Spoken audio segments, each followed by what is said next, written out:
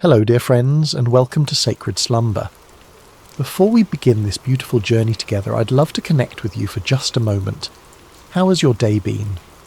Whether it's morning, afternoon or evening where you are in the world, I hope this story finds you in a peaceful place, ready to receive some comfort and inspiration.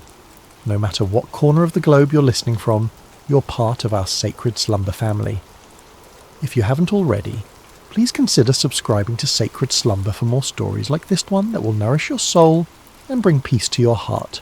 Tonight, we're going to journey together through one of the most remarkable stories ever told, the true account of Joseph, a young man whose life teaches us profound lessons about resilience, faith, and the mysterious ways that purpose unfolds even in our darkest moments.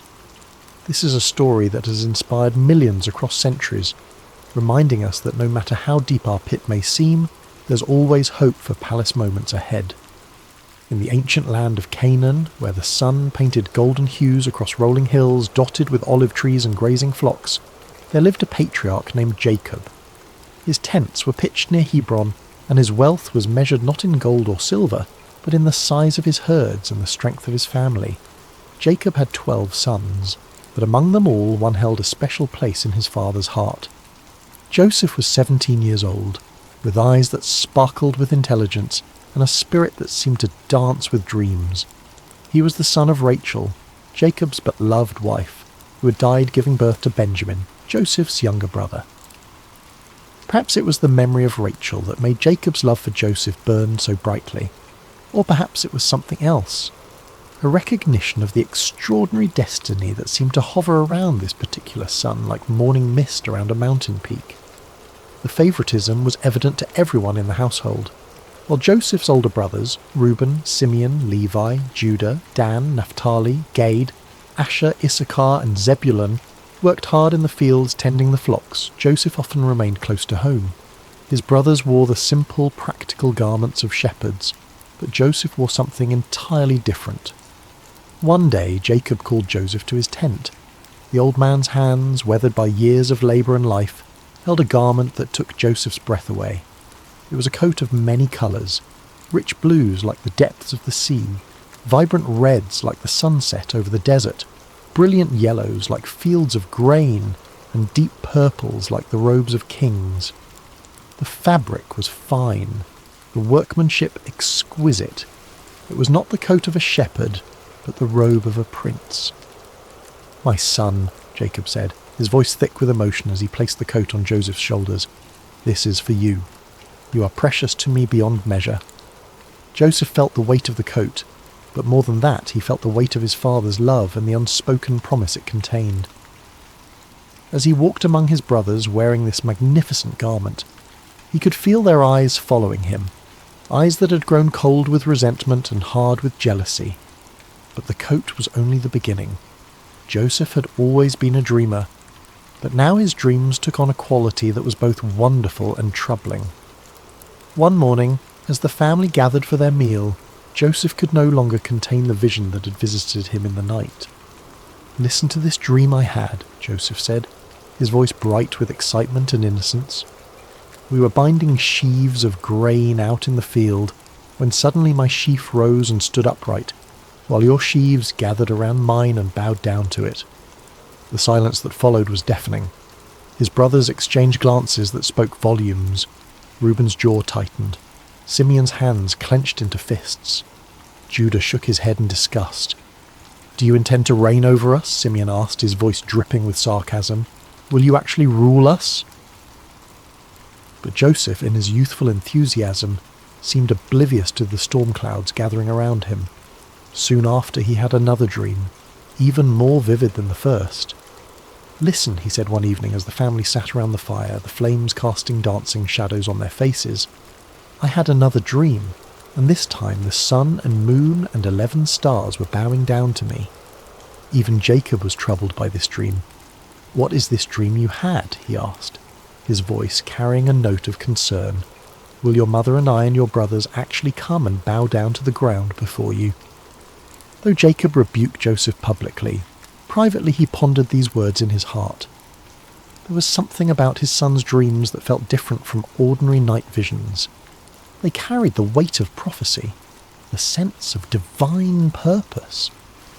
But for Joseph's brothers, these dreams were the final straw. Their hatred for Joseph grew like a cancer, fed by jealousy and watered by resentment.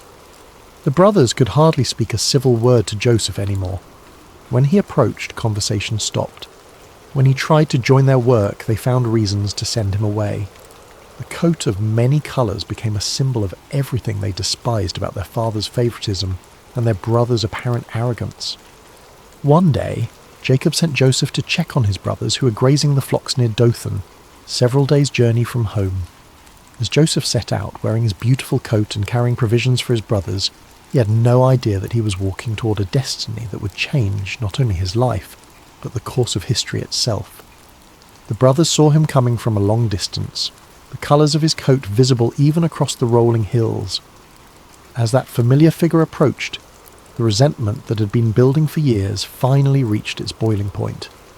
"Here comes that dreamer," one of them said with venom. "Let's kill him," another suggested. "We can throw him into one of these cisterns and say that a ferocious animal devoured him. Then we'll see what comes of his dreams." For a moment, murder hung in the air like a storm cloud ready to burst. But Reuben, the eldest, felt the weight of responsibility on his shoulders. "Let's not take his life," he said quickly. "Throw him into this cistern here in the wilderness, but don't lay a hand on him." Privately, Reuben planned to rescue Joseph later and return him to their father. When Joseph finally reached his brothers, he greeted them with a smile, completely unaware of the dark thoughts that had been brewing in their hearts. But instead of the warm welcome he expected, they seized him roughly. Hands that should have embraced him tore at his beautiful coat, stripping it from his body. Before he could fully comprehend what was happening, they had grabbed him and thrown him into an empty cistern. The pit was deep and dry, its walls smooth stone that offered no hope of escape. As Joseph hit the bottom, the breath knocked from his lungs. He looked up to see the circle of sky above growing smaller as his brothers walked away. The silence was overwhelming. One moment he had been walking free under the open sky, and the next he was trapped in a hole in the ground, abandoned by his own family. Above him, his brothers sat down to eat their meal as if nothing had happened. The casual way they consumed their bread and cheese while their brother suffered below spoke volumes about how completely their hearts had been hardened by jealousy. But God's purposes are rarely thwarted by human cruelty. And even as Joseph sat in that pit, wondering if he would die there, divine providence was already at work. In the distance, a caravan of Ishmaelite traders appeared on the horizon, their camels loaded with spices, balm and myrrh bound for Egypt. Judah, perhaps feeling some stirring of conscience, looked at his brothers and said, "What will we gain if we kill our brother and cover up his blood? Come, let's sell him to the Ishmaelites and not lay our hands on him. After all, he is our brother, our own flesh and blood." The brothers agreed, seeing an opportunity to rid themselves of Joseph while making a profit. They pulled Joseph out of the cistern and sold him to the traders for 20 shekels of silver. As the caravan disappeared into the distance, with Joseph bound among the slaves, the brothers took his coat of many colours and tore it. Then they killed a goat and dipped the coat in its blood. When they returned home, they presented the bloodied coat to their father. "We found this," they said. "Examine it to see whether it is your son's robe." Jacob recognized it immediately. The colours that had once brought him such joy now brought only anguish. "It is my son's robe," he cried. "Some ferocious animal has devoured him. Joseph has surely been torn to pieces." Jacob tore his clothes in grief and put on sackcloth. He mourned for his son many days, and though all his sons and daughters came to comfort him, he refused to be comforted. "No," he said, "I will continue to mourn until I join my son in the grave." Meanwhile, the caravan carrying Joseph continued its journey toward Egypt, each step taking him further from everything he had ever known and loved. As the young man looked back at the fading hills of his homeland, he could not have imagined that this betrayal, this moment that felt like the end of everything, was actually the beginning of a story that would demonstrate the power of God to bring beauty from ashes and purpose from pain. The journey to Egypt was long and grueling. Joseph, who had never known anything but comfort and privilege, now found himself chained among slaves, his feet bloody from walking across rough terrain, his throat parched from the desert sun. The traders were not cruel, but neither were they kind. He was simply merchandise to them, a commodity to be delivered in good condition to fetch the best price. As the caravan crested the final hill before entering Egypt, Joseph's eyes widened at the sight before him. Egypt was unlike anything he'd ever seen. The Nile River stretched like a blue ribbon through the landscape, its banks lined with lush green vegetation that stood in stark contrast to the golden desert beyond. Pyramids rose majestically in the distance, monuments to the power and sophistication of this ancient civilization. The cities teemed with activity, merchants hawking their wares, craftsmen plying their trades, and everywhere the bustle of a society that had mastered the art of turning the desert into a garden. In the slave market of Memphis, Joseph stood with the others as potential buyers examined them like livestock. His youth and obvious intelligence caught the eye of several bidders, but it was Potiphar, an officer of Pharaoh and captain of the guard, who ultimately purchased him. Potiphar was a man of considerable wealth and influence, with a household that required numerous servants to maintain its operations. Joseph's new life began in Potiphar's house, where he was assigned to work among the other servants. Everything about his circumstances had changed. He who had once worn a coat of many colours now dressed in the simple linen of a slave. He who had once been served was now serving others. He who had once been the favoured son was now property, with no rights and no freedom. But something remarkable happened in Potiphar's house. Instead of becoming bitter or despondent, Joseph chose to serve with excellence. When he was given a task, he completed it better than anyone expected. When he was assigned to care for something, he treated it as if it were his own. His attitude was not that of a man who'd been wronged, but of someone who understood that his character was more important than his circumstances. It didn't take long for Potiphar to notice this exceptional young man. While other servants did only what was required of them, Joseph anticipated needs before they were expressed. He learned the Egyptian language with remarkable speed, mastered the customs of the household, and demonstrated an administrative ability that was far beyond his years. Most importantly, there was something about Joseph's presence that seemed to bring blessing wherever he went. Potiphar began to entrust Joseph with greater responsibilities. First, he made him his personal attendant.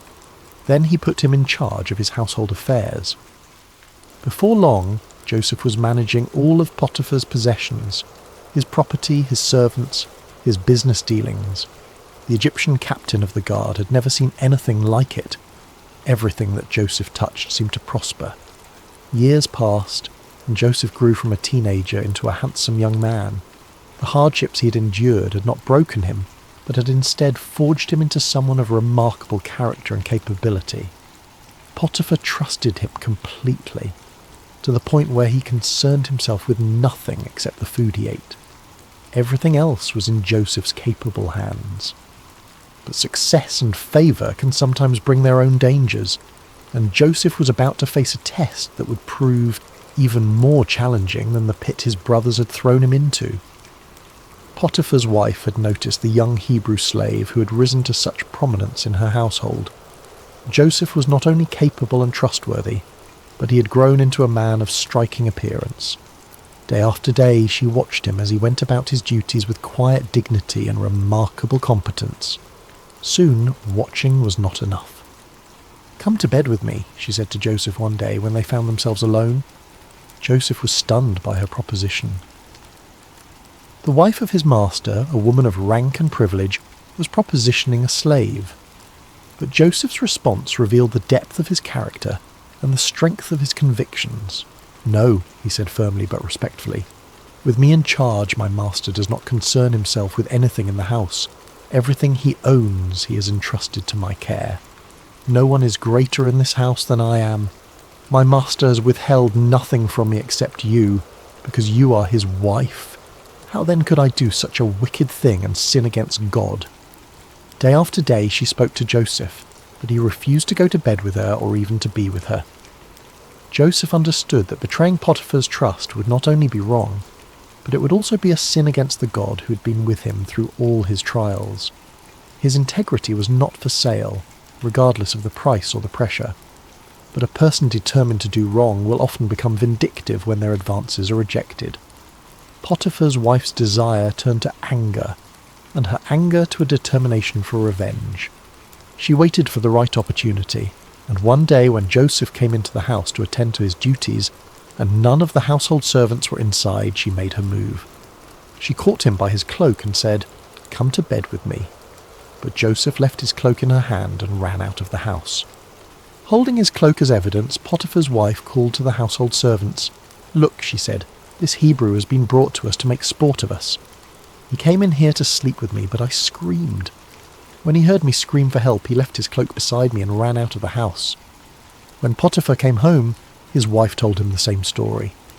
That Hebrew slave you brought us came to me to make sport of me, but as soon as I screamed for help, he left his cloak beside me and ran out of the house." Potiphar burned with anger.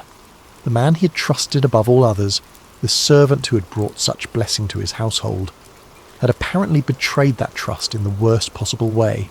Without investigation, without hearing Joseph's side of the story, Potiphar had Joseph seized and thrown into prison, the same prison where the king's prisoners were confined. Once again, Joseph found himself in a pit, though this time it was made of stone and iron rather than earth. Once again, he had been betrayed by those he had served faithfully. Once again, his circumstances had changed dramatically through no fault of his own. He had done the right thing, had maintained his integrity, had honoured God, and his reward was imprisonment for a crime he had not committed. Many people would have become bitter at this point. They would have questioned why God allowed such injustice, why faithfulness seemed to be rewarded with suffering. They might have decided that integrity was not worth the cost, that doing right was foolish when it led to such consequences. But Joseph was not like most people. Even in prison, even after being falsely accused and unjustly punished, something within him refused to give up hope. He had learned that his circumstances did not define him, his character did.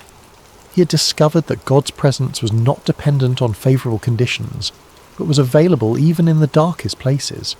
And remarkably, even in prison, Joseph began to prosper.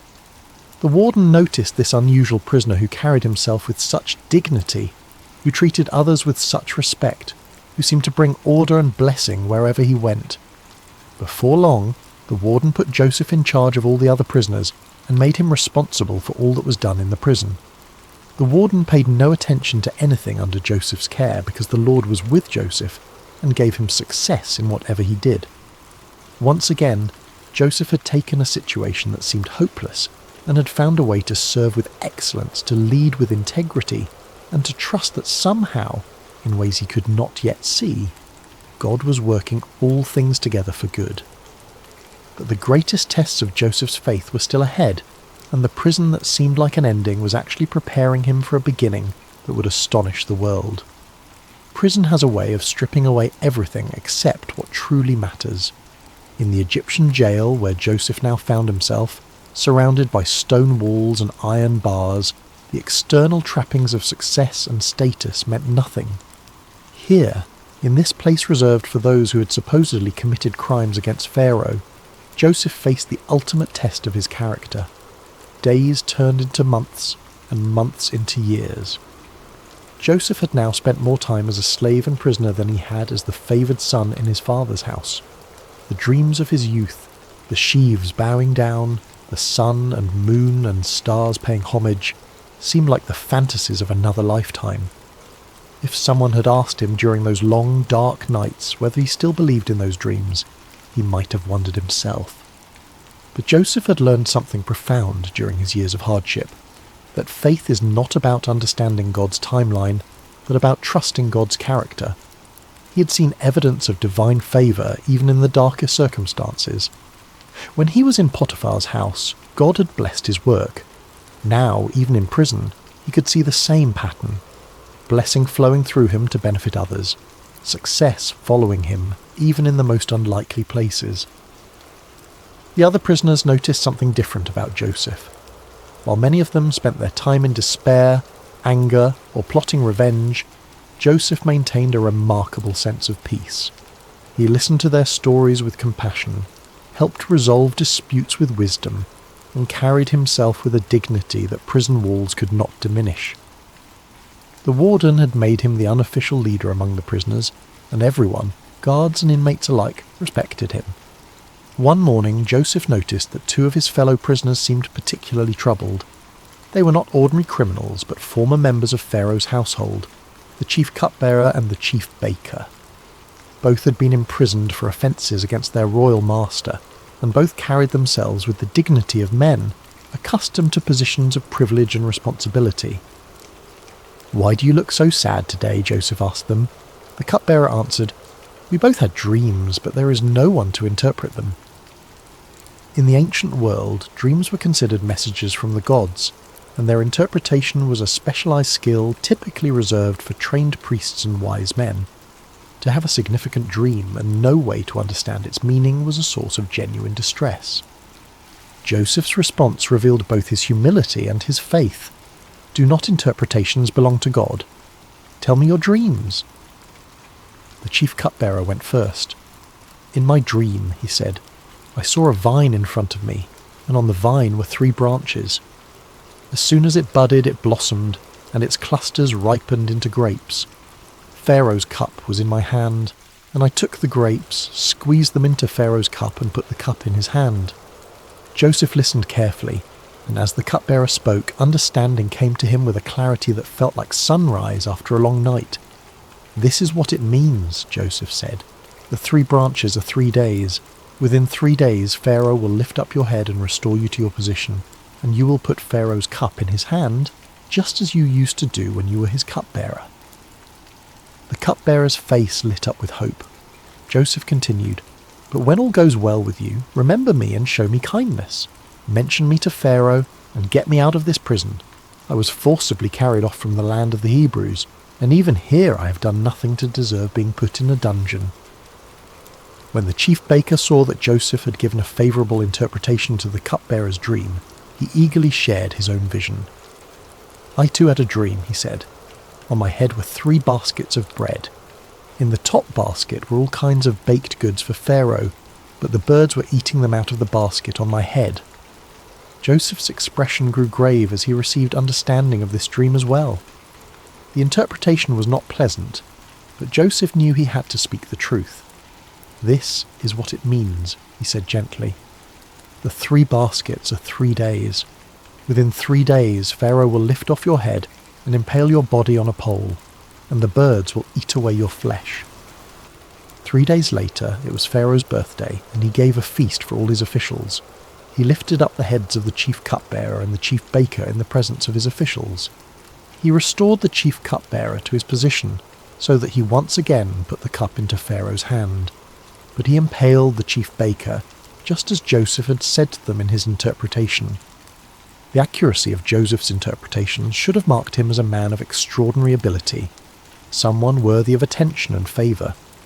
The chief cupbearer had been restored to his position of influence, with direct access to the most powerful man in Egypt. Surely he would remember the prisoner who had correctly interpreted his dream and had specifically asked to be remembered. But the chief cupbearer forgot about Joseph. This forgetting was perhaps one of the most difficult trials Joseph had yet faced.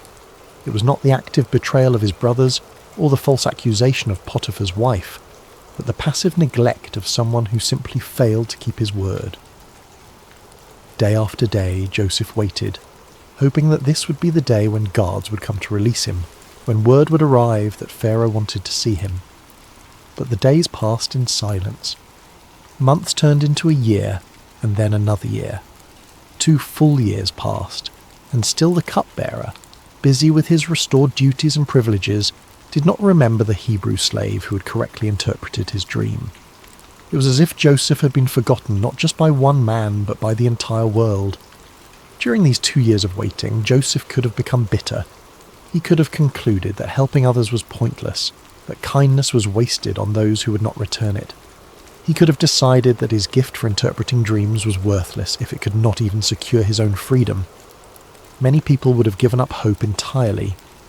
But Joseph continued to trust, continued to serve, continued to maintain his character even when it seemed to bring no reward.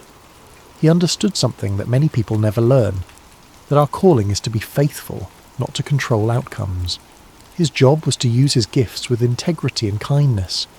God's job was to handle the timing and the results. In the darkness of those 2 forgotten years, Joseph's faith was refined like gold in a furnace.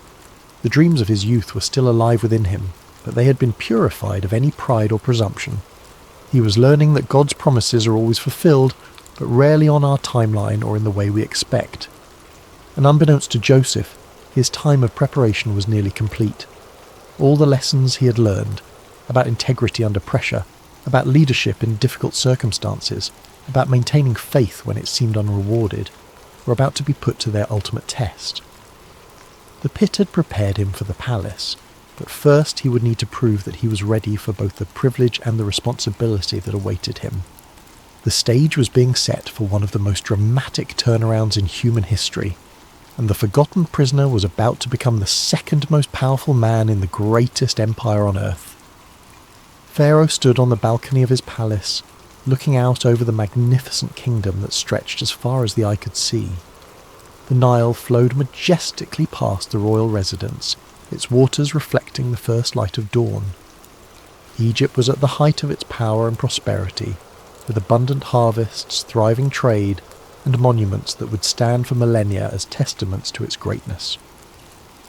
But on this particular morning, Pharaoh was deeply troubled. For 2 nights in a row, he had been visited by dreams so vivid and disturbing that they left him unable to rest. These were not ordinary dreams. They carried the weight of divine communication, the sense that the gods were trying to tell him something of vital importance. But what? The first dream had been strange and unsettling. Pharaoh had dreamed he was standing by the Nile when 7 cows, fat and sleek, came up out of the river and began grazing among the reeds. Then 7 other cows came up out of the river after them, but these were ugly and gaunt, more wasted and emaciated than any cattle Pharaoh had ever seen in all of Egypt. The ugly, gaunt cows ate up the 7 fat, sleek cows, but even after eating them, they looked just as ugly and gaunt as before. The second dream was equally mysterious. This time, Pharaoh saw 7 heads of grain growing on a single stalk, healthy and good. Then 7 other heads sprouted after them, but these were thin and scorched by the east wind. The thin heads of grain swallowed up the 7 healthy full heads. Pharaoh woke from each dream with a sense of foreboding that he could not shake. These dreams meant something, but what? He immediately called for all the magicians and wise men of Egypt, men who were trained in the ancient arts of dream interpretation and divine communication. They came quickly at their king's summons, eager to demonstrate their wisdom and earn royal favour. But as Pharaoh recounted his dreams to them, something unprecedented happened. These men, who had built their reputations on their ability to interpret dreams and divine the will of the gods, were completely baffled. They offered various theories and possibilities, but none of them carried the ring of truth. Pharaoh could sense their uncertainty, their fumbling attempts to provide answers they simply did not have. It was in this moment of royal frustration and growing anxiety that the chief cupbearer suddenly remembered something, or rather someone, he had forgotten for 2 long years. "Today I'm reminded of my shortcomings," the cupbearer said, approaching Pharaoh with obvious embarrassment. "Pharaoh was once angry with his servants, and he imprisoned me and the chief baker in the house of the captain of the guard. Each of us had a dream the same night, and each dream had a meaning of its own. Now a young Hebrew was there with us, a servant of the captain of the guard. We told him our dreams, and he interpreted them for us, giving each man the interpretation of his dream, and things turned out exactly as he interpreted them to us. I was restored to my position, and the other man was impaled." Pharaoh's eyes sharpened with interest. A Hebrew slave who could interpret dreams with perfect accuracy, when his own wise men were stumped. "Send for him immediately," Pharaoh commanded. Guards rushed to the prison and found Joseph. "Pharaoh wants to see you," they announced. "Quickly, make yourself presentable." Joseph could hardly believe what he was hearing. After more than a decade in Egypt, first as a slave, then as a prisoner, He was suddenly being summoned to appear before the most powerful man on earth. He shaved, changed his clothes, and tried to prepare himself mentally for whatever was about to happen. As Joseph was led into the royal presence, he could not help but be awed by the magnificence that surrounded him. The palace was a testament to Egypt's wealth and sophistication, with soaring columns, intricate carvings, and precious metals gleaming everywhere. Pharaoh himself sat on a throne that seemed to embody the power and mystery of the gods, dressed in robes that spoke of unimaginable authority. "I had a dream," Pharaoh said without preamble, "and no one can interpret it. But I have heard it said of you that when you hear a dream you can interpret it." Joseph's response revealed the humility and faith that had sustained him through all his trials. "I cannot do it," Joseph replied, "but God will give Pharaoh the answer he desires." This was a remarkable statement for several reasons. First, Joseph gave no credit to himself, acknowledging that any ability he had came from God. Second, he was confident that God would provide the interpretation, even though he had not yet heard the dreams. Third, he was willing to stand before the most powerful man on earth and speak about his Hebrew God, a courageous act that could have had serious consequences if Pharaoh had taken offense. Pharaoh proceeded to tell Joseph both of his dreams in detail, describing the fat and gaunt cows, the healthy and withered grain. As he spoke, Joseph listened with the same careful attention he had given to the dreams of his fellow prisoners years earlier. When Pharaoh finished, Joseph spoke with clarity and confidence that amazed everyone present. "The dreams of Pharaoh are one and the same," he said. "God has revealed to Pharaoh what he's about to do. The 7 good cows are 7 years, and the 7 good heads of grain are 7 years. It is one and the same dream. The 7 lean, ugly cows that came up afterward are 7 years, and so are the 7 worthless heads of grain scorched by the east wind. They are 7 years of famine." Joseph continued, his voice carrying the authority of divine revelation. "It is just as I said to Pharaoh. God has shown Pharaoh what he's about to do. 7 years of great abundance are coming throughout the land of Egypt, but 7 years of famine will follow them. Then all the abundance in Egypt will be forgotten, and the famine will ravage the land. The abundance in the land will not be remembered, because the famine that follows it will be so severe.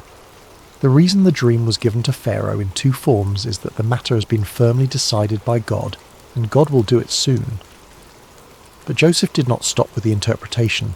Drawing on his years of experience in administration and his natural wisdom, he offered practical advice for dealing with the crisis that was coming. "And now let Pharaoh look for a discerning and wise man and put him in charge of the land of Egypt. Let Pharaoh appoint commissioners over the land to take 1/5 of the harvest of Egypt during the 7 years of abundance. They should collect all the food of these good years that are coming and store up the grain under the authority of Pharaoh, to be kept in the cities for food. This food should be held in reserve for the country, to be used during the 7 years of famine that will come upon Egypt, so that the country may not be ruined by the famine." The plan was brilliant in its simplicity and scope. During the 7 years of abundance, Egypt would systematically store 1/5 of each harvest. This would require massive organisational skills, enormous storage facilities, and careful distribution networks. It would be one of the most ambitious administrative undertakings in human history. Pharaoh and his officials were amazed not only by the interpretation, which had the unmistakable ring of truth, but also by the comprehensive plan Joseph had outlined. Here was a man who could not only understand divine communication, but could also translate that understanding into practical action. "Can we find anyone like this man?" Pharaoh asked his officials. "One in whom is the Spirit of God?" Then Pharaoh said to Joseph, "Since God has made all this known to you, there is no one so discerning and wise as you. You shall be in charge of my palace, and all my people are to submit to your orders. Only with respect to the throne will I be greater than you." And so, in a single day, Joseph went from being a forgotten prisoner to being the 2nd most powerful man in Egypt. Pharaoh took his signet ring from his finger and put it on Joseph's finger. He dressed him in robes of fine linen and put a gold chain around his neck. He had him ride in a chariot as his second in command, and people shouted before him, "Make way!" Pharaoh also gave Joseph an Egyptian name, Zaphanath-Paneah, and gave him Asenath, the daughter of Potiphera, priest of On, to be his wife. Joseph was 30 years old when he entered the service of Pharaoh, king of Egypt. 13 years had passed since his brothers had thrown him into that pit in Dothan. 13 years of slavery, false accusation, imprisonment, and being forgotten. But now those years of preparation were revealed as exactly that. Preparation for a responsibility that would affect not just Egypt, but the entire known world.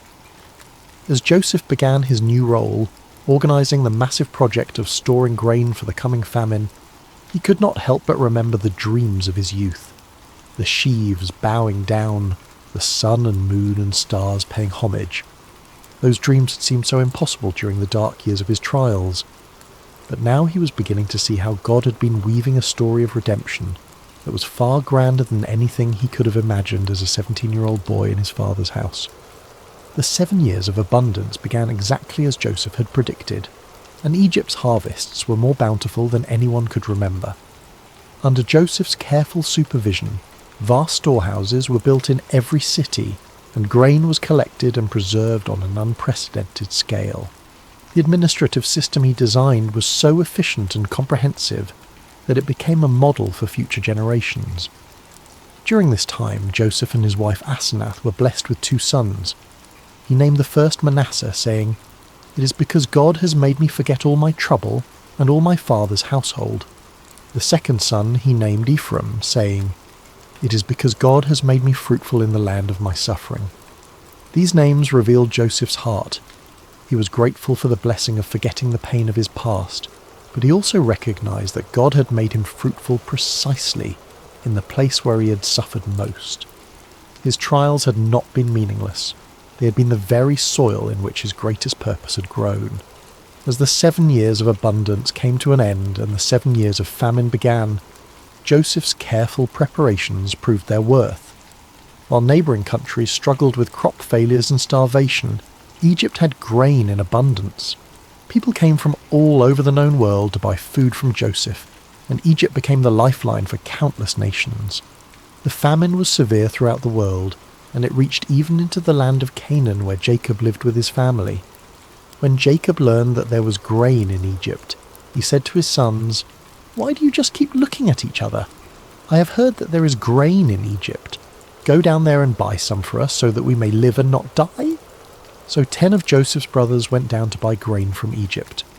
But Jacob did not send Benjamin, Joseph's younger brother, with the others because he feared that harm might come to him. Benjamin was now the only remaining son of his beloved Rachel, and Jacob could not bear the thought of losing him too. When Joseph's brothers arrived in Egypt and came before him to buy grain, they bowed down to him with their faces to the ground. Joseph recognized them immediately, but they did not recognize him. Here was the fulfillment of his boyhood dreams, his brothers bowing before him, but it came not with triumph, but with the weight of enormous responsibility. Joseph remembered his dreams about them, but he pretended to be a stranger and spoke harshly to them. "Where do you come from?" he demanded. "From the land of Canaan," they replied, "to buy food." Joseph accused them of being spies, testing them to see what kind of men they had become. Through a series of encounters, he kept Simeon as a prisoner and demanded that they bring Benjamin to prove their honesty. When they returned with Benjamin, Joseph's emotions nearly overwhelmed him, but he continued to test them. The final test came when Joseph had his silver cup planted in Benjamin's sack, then accused him of theft. When the cup was found, Joseph declared that Benjamin would become his slave. It was then that Judah, the same brother who had suggested selling Joseph years before, stepped forward and offered to take Benjamin's place as a slave, saying he could not bear to see his father's grief if Benjamin did not return. This act of selfless love broke Joseph's heart. His brothers had changed. The jealous, cruel men who had thrown him into a pit were now willing to sacrifice themselves for each other and for their father's happiness. Joseph could no longer control himself. He sent all his attendants away and revealed himself to his brothers.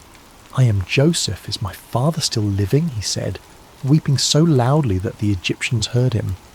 His brothers were terrified, but Joseph reassured them, "Come close to me. I am your brother Joseph. the one you sold into Egypt. And now, do not be distressed and do not be angry with yourselves for selling me here, because it was to save lives that God sent me ahead of you. For 2 years now there has been famine in the land, and for the next 5 years there will be no ploughing and reaping. But God sent me ahead of you to preserve for you a remnant on earth, and to save your lives by a great deliverance. So then, it was not you who sent me here, but God. This was the heart of Joseph's story, not revenge, but redemption, not bitterness, but blessing. He had learned to see God's hand even in the betrayal and suffering he had endured.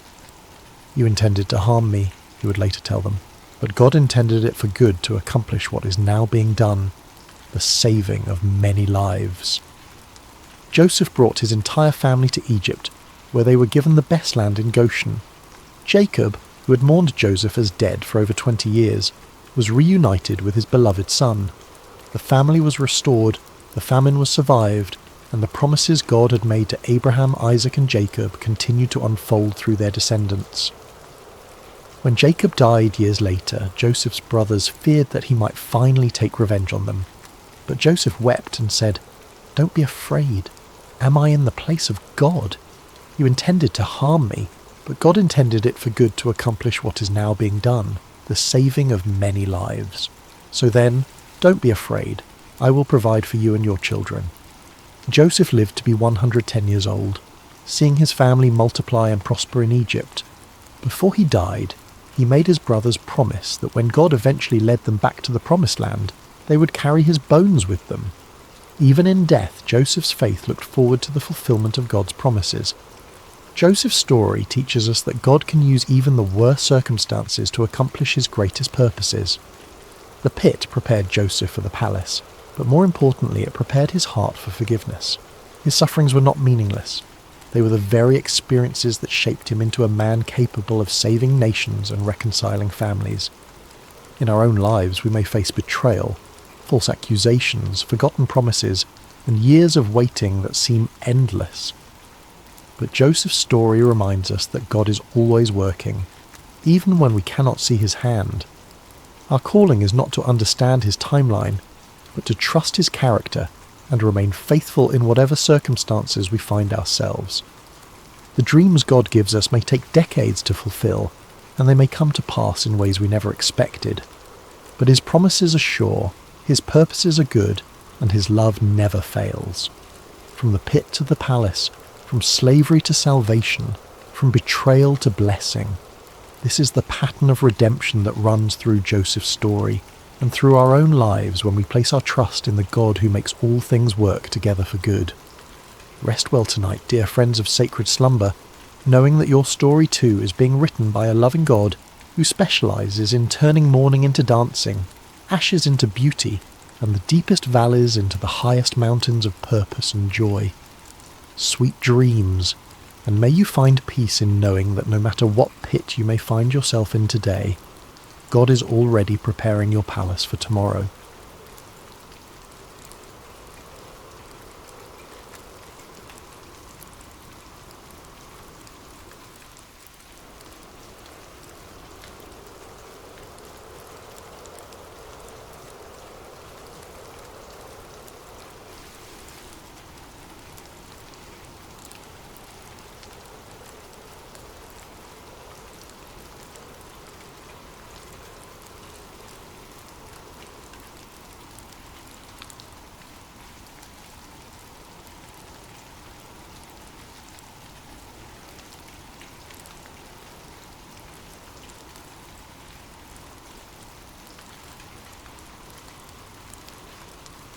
Hello dear friends, and welcome to Sacred Slumber. Before we begin tonight's story, I'd love to connect with you for just a moment. How has your day treated you? Perhaps you're settling into evening wherever you are in the world, or maybe you're finding a quiet moment in the middle of your day to pause and breathe. Whether you're listening from a bustling city or a quiet countryside, from the mountains or by the sea, you are welcome here. What time is it where you are right now?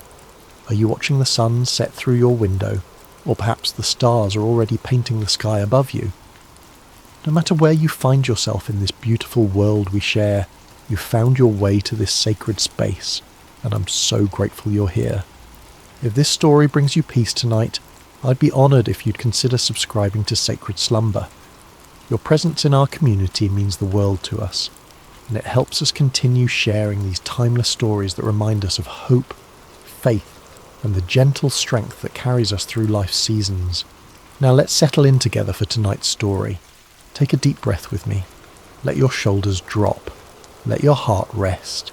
Tonight, we journey to an ancient land, to a time of great drought and scarcity, where we'll meet a widow whose small act of faith would echo through the ages. This is the story of bread in the drought, the story of the widow of Zarephath. The sun beat down mercilessly on the cracked earth of Israel, its rays sharp as bronze swords piercing through air that shimmered with heat. Not a cloud had crossed the sky for months, and the land lay barren and broken, crying out for relief that would not come.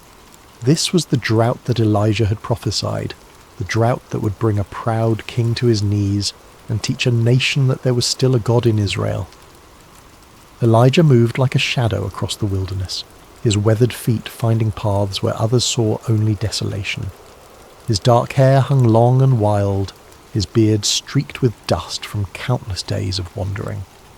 The rough camel's hair that wrapped around his lean frame had become his second skin, and the leather belt at his waist held the simple tools of a man who had learned to survive on little.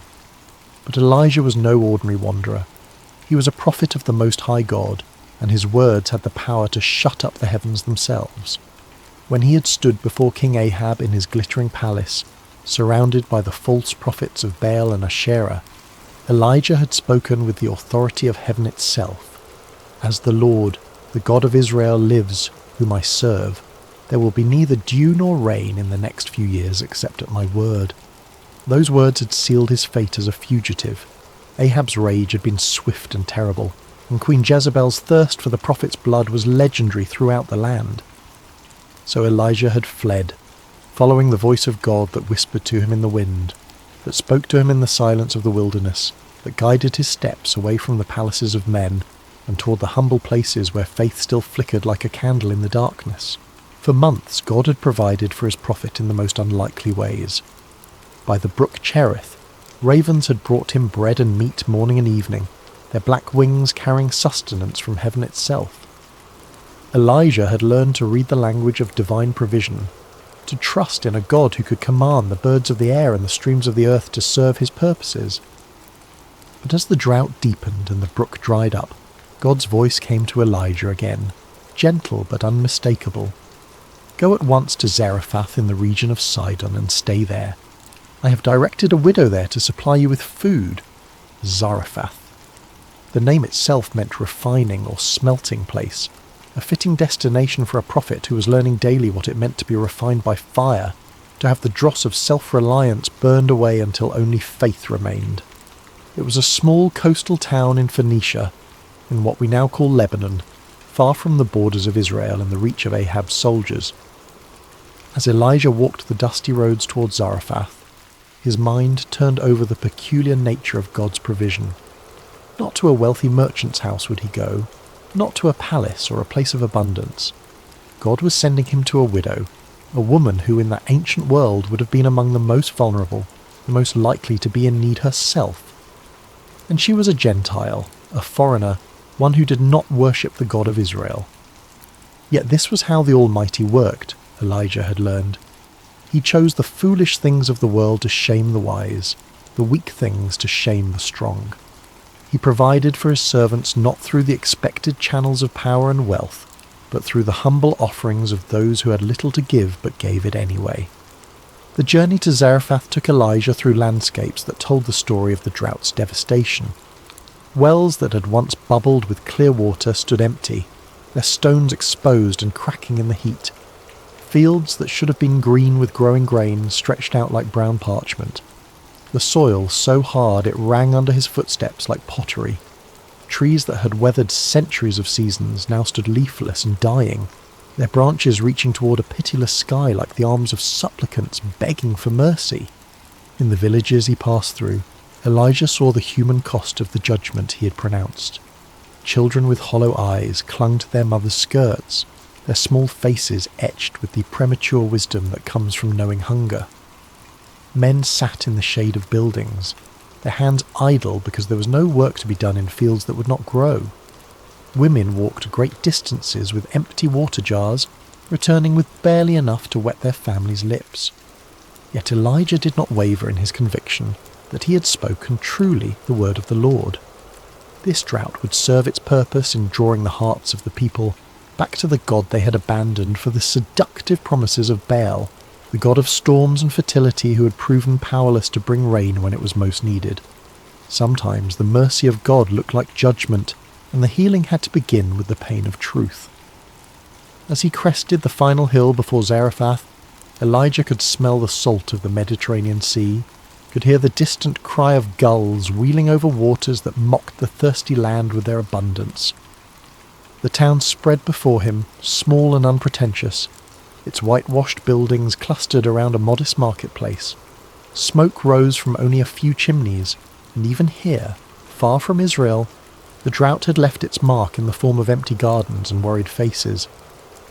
Elijah paused at the crest of the hill, looking down at the place where God had promised him provision. Somewhere in that humble town was a widow who would supply him with food, though she herself was surely struggling to survive. The prophet's heart stirred with curiosity and a deep sense of anticipation. What manner of woman would God choose for such a task?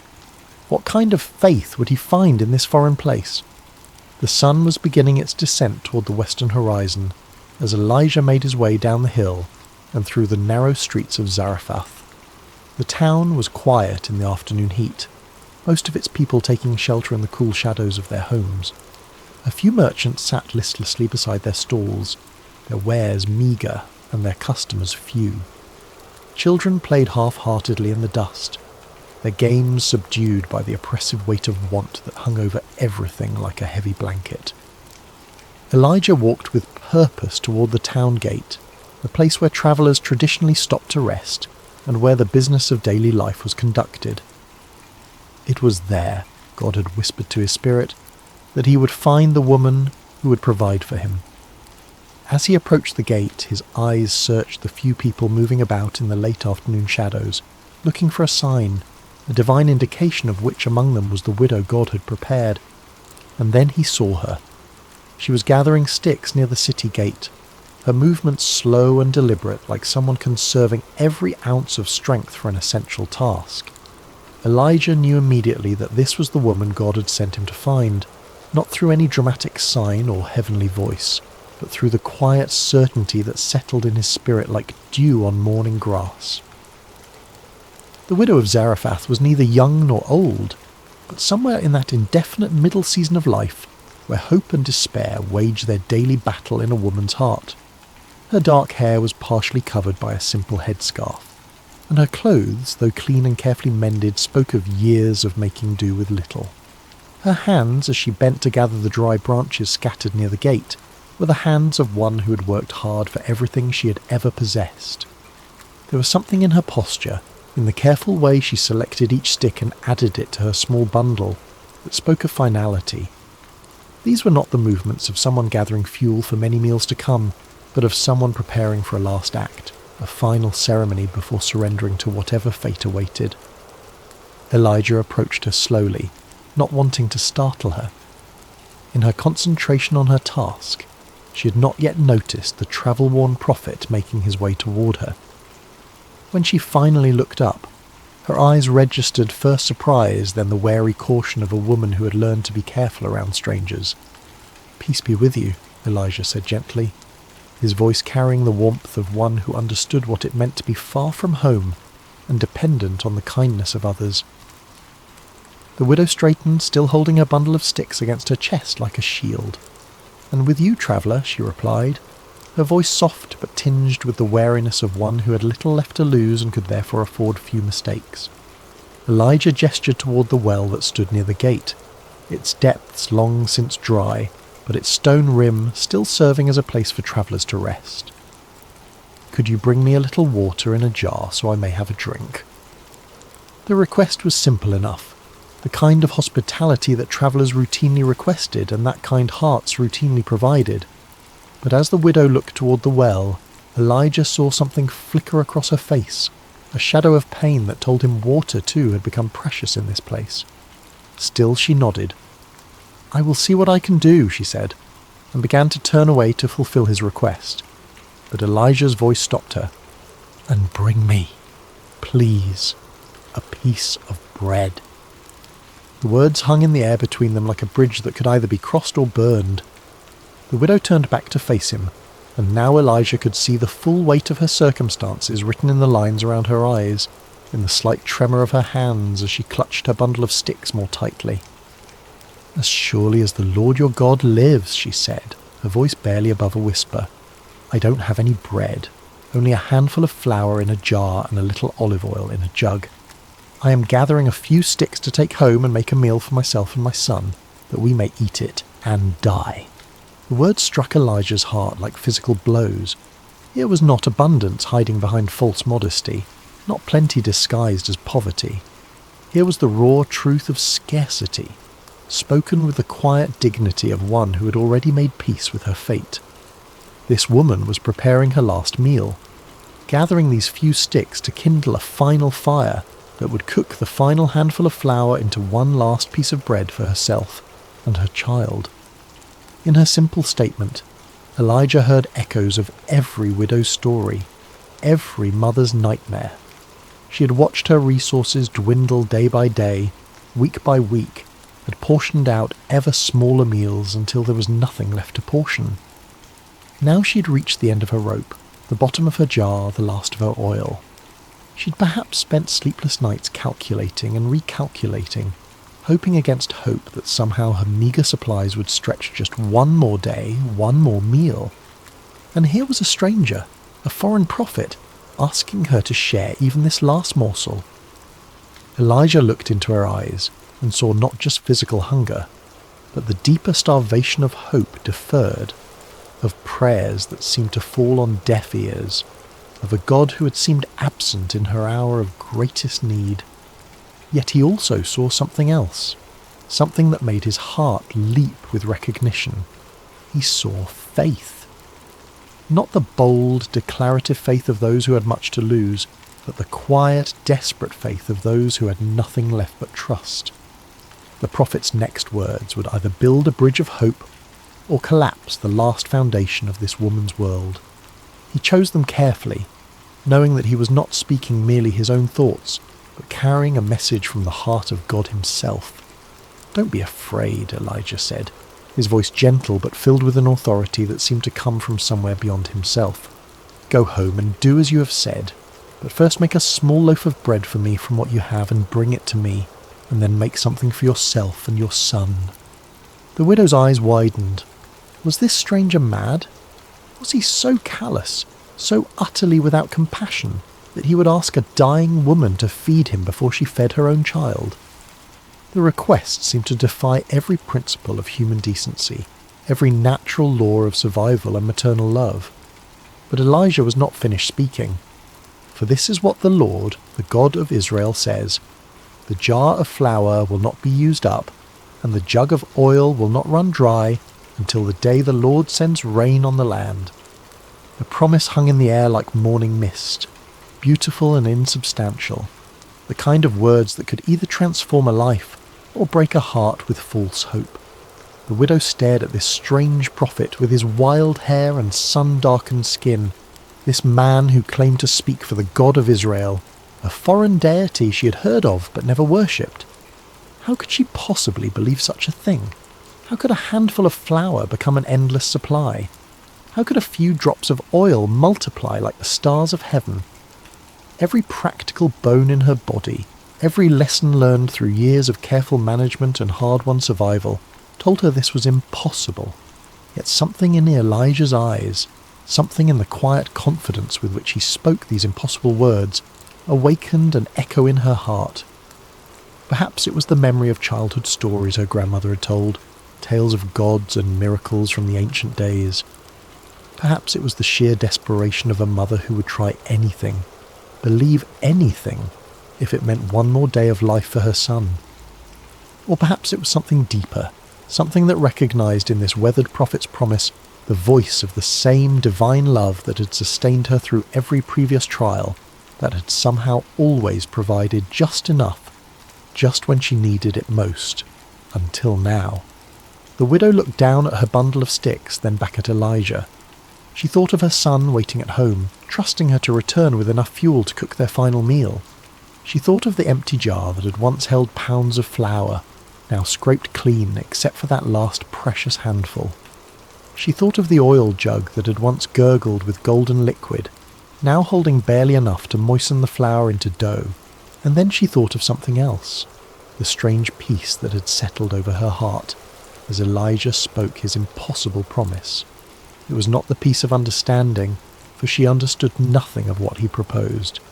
It was not the peace of certainty, for everything in her circumstances screamed that his words were foolishness.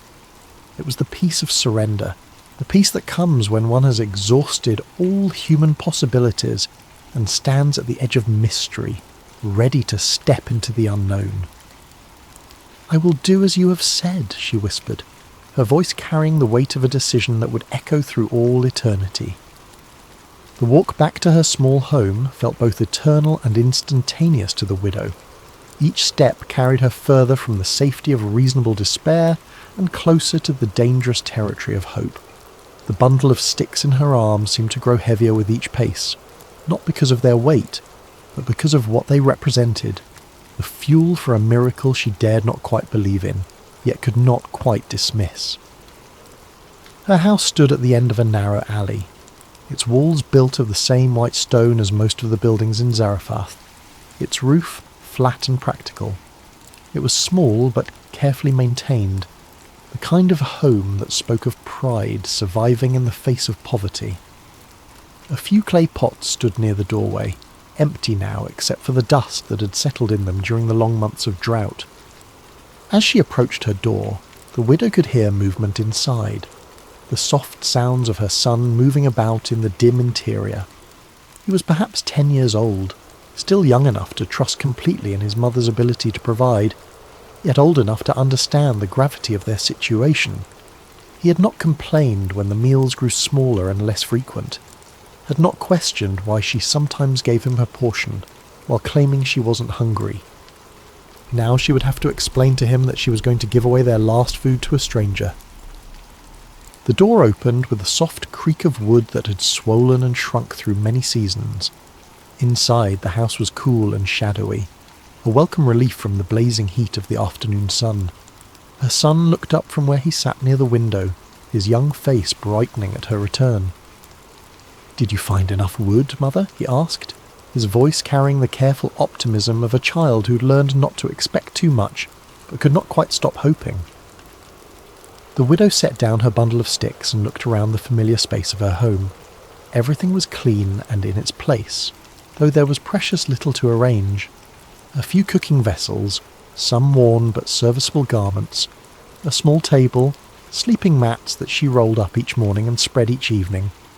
The jar of flour sat in the corner where she always kept it, and beside it the small jug of oil.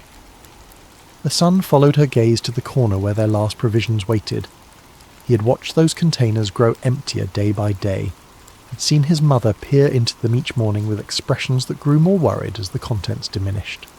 He knew, with the intuitive wisdom that children possess, that today would be their last day of having anything to eat. "Mother," he said again, sensing something different in her manner, something that hadn't been there when she left to gather the wood.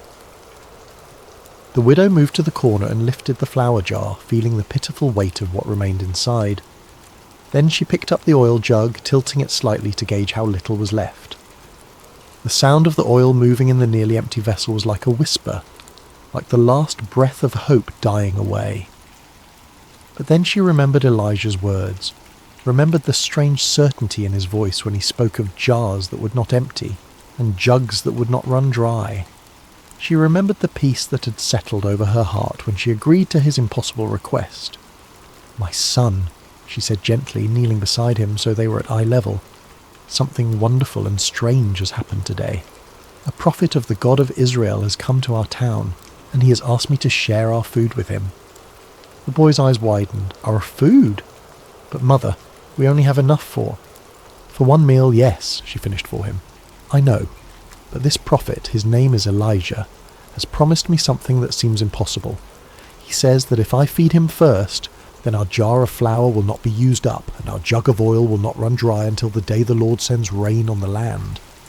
The child stared at his mother, processing this information with the serious concentration of one who had learned that adult decisions often determined whether children lived or died.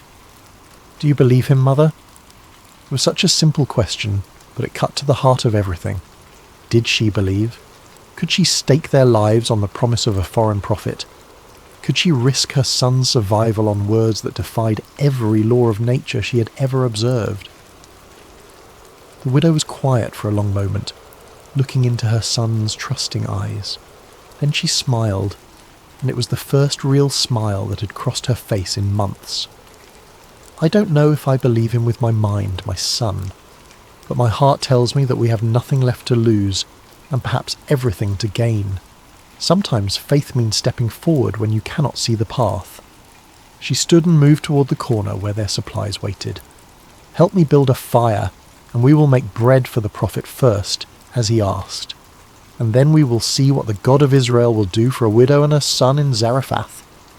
The boy nodded solemnly and began arranging the sticks his mother had gathered while she prepared to perform what might be either an act of supreme faith or supreme foolishness.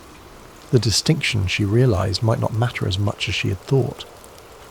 Working together, they built a small fire outside their door, the flames dancing bright against the darkening sky. The widow poured water into her mixing bowl, then opened the flour jar and looked inside.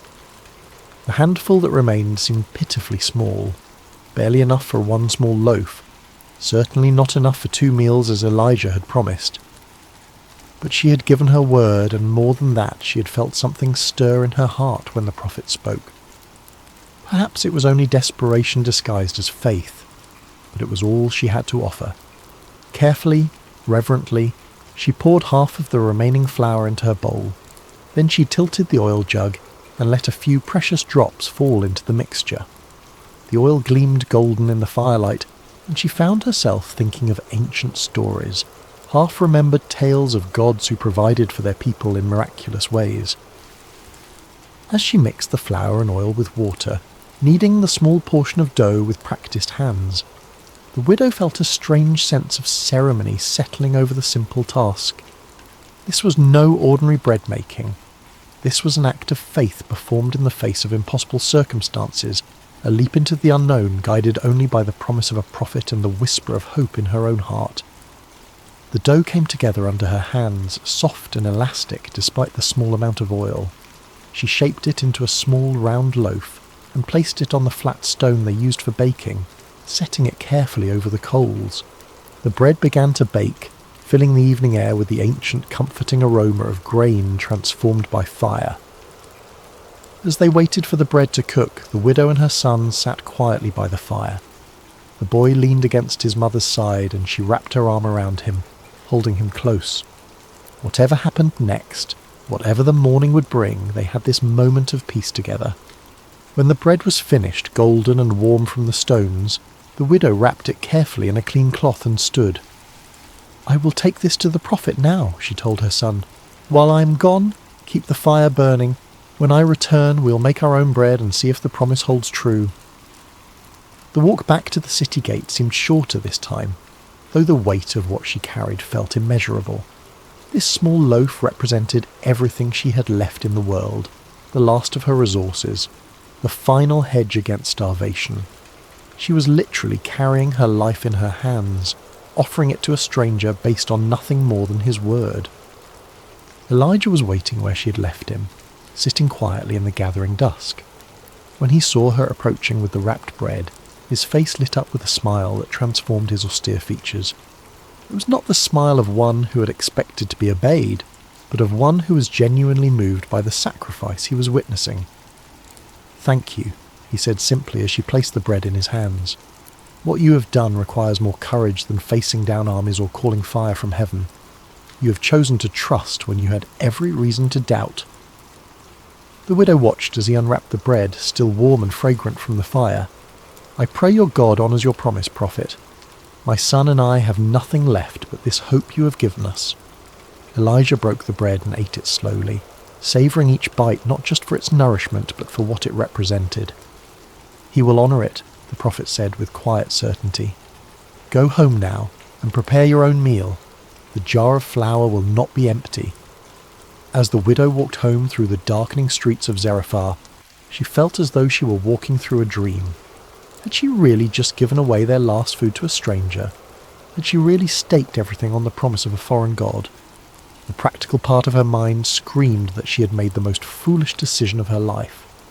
But another part of her, a deeper part that had been silent for so long she had almost forgotten it existed, whispered that she had just participated in something holy, something that would echo through eternity. She'd chosen faith over fear, trust over self-preservation, hope over despair. Now she would discover whether faith was strong enough to fill an empty jar.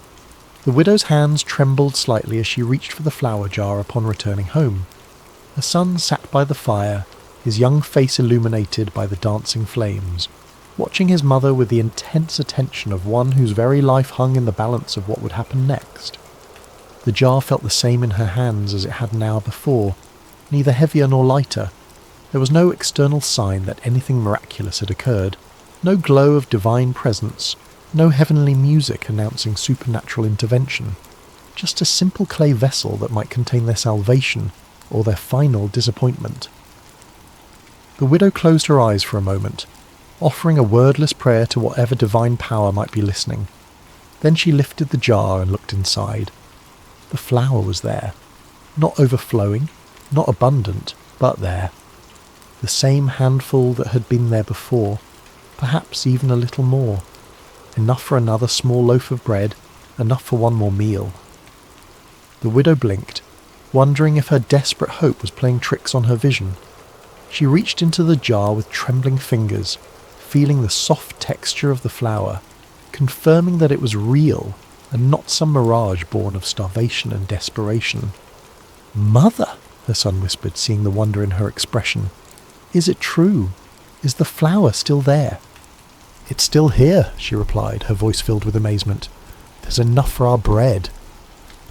With reverent hands she measured out flour for their evening meal, leaving what appeared to be the same small amount in the bottom of the jar. Then she reached for the oil jug, tilting it carefully to pour just enough to bind the flour into dough. The oil flowed golden and pure, and when she set the jug aside it still contained what seemed to be the same small amount it had held before. As she mixed their bread, the widow felt as though she were participating in something beyond the natural order of things. Each movement of her hands felt sacred, each ingredient holy. This was not just food preparation, this was communion with the divine, a daily miracle made manifest through the simple elements of flour and oil and fire. The bread they ate that night tasted different somehow, though it was made from the same ingredients as countless other loaves she had baked over the years. It tasted of hope, of promise, of a future that extended beyond the next meal. As they shared the warm bread in the light of their small fire, the widow and her son spoke in hushed tones, as if they were in the presence of something too wonderful to fully comprehend. That night, as the widow spread their sleeping mats and prepared for rest, she found herself looking repeatedly toward the corner where the flour jar and oil jug sat. Would they still contain their precious contents in the morning? Or would she wake to find them empty, the miracle revealed as nothing more than a cruel dream? But when dawn broke over Zarephath, painting the walls of her small home with gentle rose-coloured light, the widow's first sight was of the flour jar sitting exactly where she had left it. With her heart pounding, she crept quietly across the room, not wanting to wake her son until she knew whether their hope would survive the night. The flour was there, the oil was there, enough for another day, another meal, another small victory against the spectre of starvation that had haunted their home for so long. And so began a rhythm that would sustain them through the long months of drought that followed. Each morning, the widow would check the jar and jug with a mixture of faith and anxiety, never quite able to take the miracle for granted, always amazed to find their supplies replenished. Each day she would measure out enough for their daily bread, always careful to leave something behind, always trusting that tomorrow would bring the same mysterious provision. Word of the miracle did not spread through Zarephath, for the widow was a careful woman who understood that some blessings were meant to be treasured quietly, rather than proclaimed from rooftops. She continued her daily routines, drawing water when it could be found, tending to her small home, caring for her son. To her neighbours, she appeared to be surviving the drought no better or worse than anyone else. But those who knew her well began to notice subtle changes. The hollow look of desperate hunger faded from her eyes. Her son grew stronger rather than weaker as the drought continued. There was a peace about her that seemed strange in such difficult times, a quiet confidence that suggested she had found a source of strength that the drought could not touch. Elijah became a regular visitor to their home, though he was careful to come and go discreetly, not wanting to draw attention that might put the widow and her son in danger. The prophet had found lodging in a small room at the edge of town, but he took many of his meals with the family he had come to think of as his own. The widow always set a place for him at their modest table, always insisted that there was enough to share. As the weeks turned to months, the relationship between the prophet, the widow and her son deepened into something resembling family. Elijah told them stories of his travels, of the wonders he had seen, and the voice of God he had learned to recognize in wind and whisper. The widow shared the wisdom she had gleaned from years of making do with little, of finding joy in simple things, of holding on to hope when circumstances suggested it was foolish to do so. The boy, who had initially been shy around the imposing prophet, gradually warmed to Elijah's gentle nature and began to see him as something between a grandfather and a teacher. Elijah taught him to read the Hebrew alphabet, to recognize the patterns of weather and season, to understand that the God of Israel was not just a God of the Israelites, but a God who cared for all his children, regardless of their nationality or circumstances. Through it all, the miracle continued. Day after day, week after week, month after month, the jar of flour did not become empty, and the jug of oil did not run dry. Sometimes the widow would peer into the containers and see what appeared to be exactly the same amount as the day before. Other times there seemed to be a little more, as if the divine provider had sensed their need for extra sustenance, or simply wanted to remind them of his abundant love. The miracle was not one of overwhelming abundance. The widow never found her home suddenly filled with grain sacks or her courtyard overflowing with amphorae of oil. The provision was measured daily, sufficient. It was the miracle of enough for today, enough for now, enough to take the next step in faith. As the months passed, the widow began to understand that she was living in the midst of a parable, a living illustration of how divine providence works in the world. God did not promise to fill her storehouses with abundance, but he promised that each day would bring what was needed for that day. It was a lesson in trust, in living one day at a time, in believing that the same power that provided today would provide tomorrow. The drought continued to devastate the land around them. Wells dried up completely, rivers became cracked beds of stone, crops failed utterly. Neighbouring towns reported widespread famine, and travellers brought stories of desperation and death from across the region. Yet in the small home at the end of the narrow alley in Zarephath, a widow and her son and a prophet of God continued to eat bread each day, sustained by flour that did not diminish and oil that did not fail. There were moments when the widow found herself wondering if she was dreaming, if the whole experience was some elaborate fantasy created by a mind pushed to the brink by starvation. But then she would see Elijah's weathered face across their simple table, would hear her son's laughter as he played in the courtyard, would taste the reality of the bread in her mouth, and she would know that she was living in the midst of the miraculous. The widow learned to live with wonder as her constant companion. Each morning brought the possibility of disappointment, yet each morning brought instead the confirmation of promise kept. She learned that faith was not a single dramatic leap, but a daily choice to trust, a daily decision to act on belief rather than sight. As the seasons cycled and the drought persisted, the widow's faith deepened from desperate hope to quiet confidence. She had seen the faithfulness of God demonstrated not in spectacular signs and wonders, but in the daily grace of provision, in the steady reliability of a promise kept day after day after day. Her son, too, was changed by their experience. The boy who had faced starvation learned that he served a God who provided for his children, who noticed the needs of the small and insignificant, who could be trusted to keep his word even when all evidence suggested otherwise. The lessons he learned at his mother's table, watching flour and oil multiply through divine grace, would shape his understanding of faith for the rest of his life. And Elijah found his own faith strengthened as he witnessed the widow's daily trust. This foreign woman, this Gentile who had no obligation to believe in the God of Israel, demonstrated a quality of faith that put many of his own countrymen to shame. She trusted not because she understood, but because she chose to believe. She obeyed not because the path was clear, but because she was willing to walk into mystery. The miracle of the flour and oil became more than mere physical provision. It became a daily sacrament, a reminder that the God who made the universe was intimately involved in the details of their lives. Every meal was a communion, every shared bread a celebration of divine faithfulness. Through it all, the rhythm of ordinary life continued. The widow swept her floors, mended their clothes, drew what water could be found. Her son played with other children when energy permitted, helped with household tasks, grew taller and stronger despite the famine that surrounded them. Elijah prayed, studied, taught, and waited for the word of the Lord that would eventually send him back to Israel to confront the king and end the drought. But in the quiet moments, when the work was done and the evening meal was finished and they sat together in the glow of their small fire, all three understood that they were witnessing something eternal. They were living proof that God's love extends beyond the boundaries of nation and tribe, that his provision flows to all who trust him, and that faith the size of a mustard seed can move mountains of impossibility. The widow would often reflect on that first day when Elijah had asked for her last handful of flour. She had stood at the crossroads between fear and faith, between holding tight to what little she had and releasing it into the hands of an unknown God.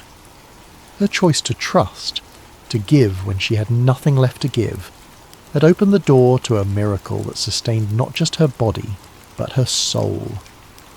As the months passed, other miracles followed. The widow's health improved, her son grew strong, and their small home became a beacon of hope in a drought-stricken land. Neighbours began to notice that this family seemed to weather the crisis better than most, though they never suspected the divine intervention that made it possible. Elijah taught them that true wealth was not measured in the size of one's storehouses, but in the faithfulness of one's provider. The widow learned that obedience to God's word, even when it seemed to contradict human wisdom, always led to blessing.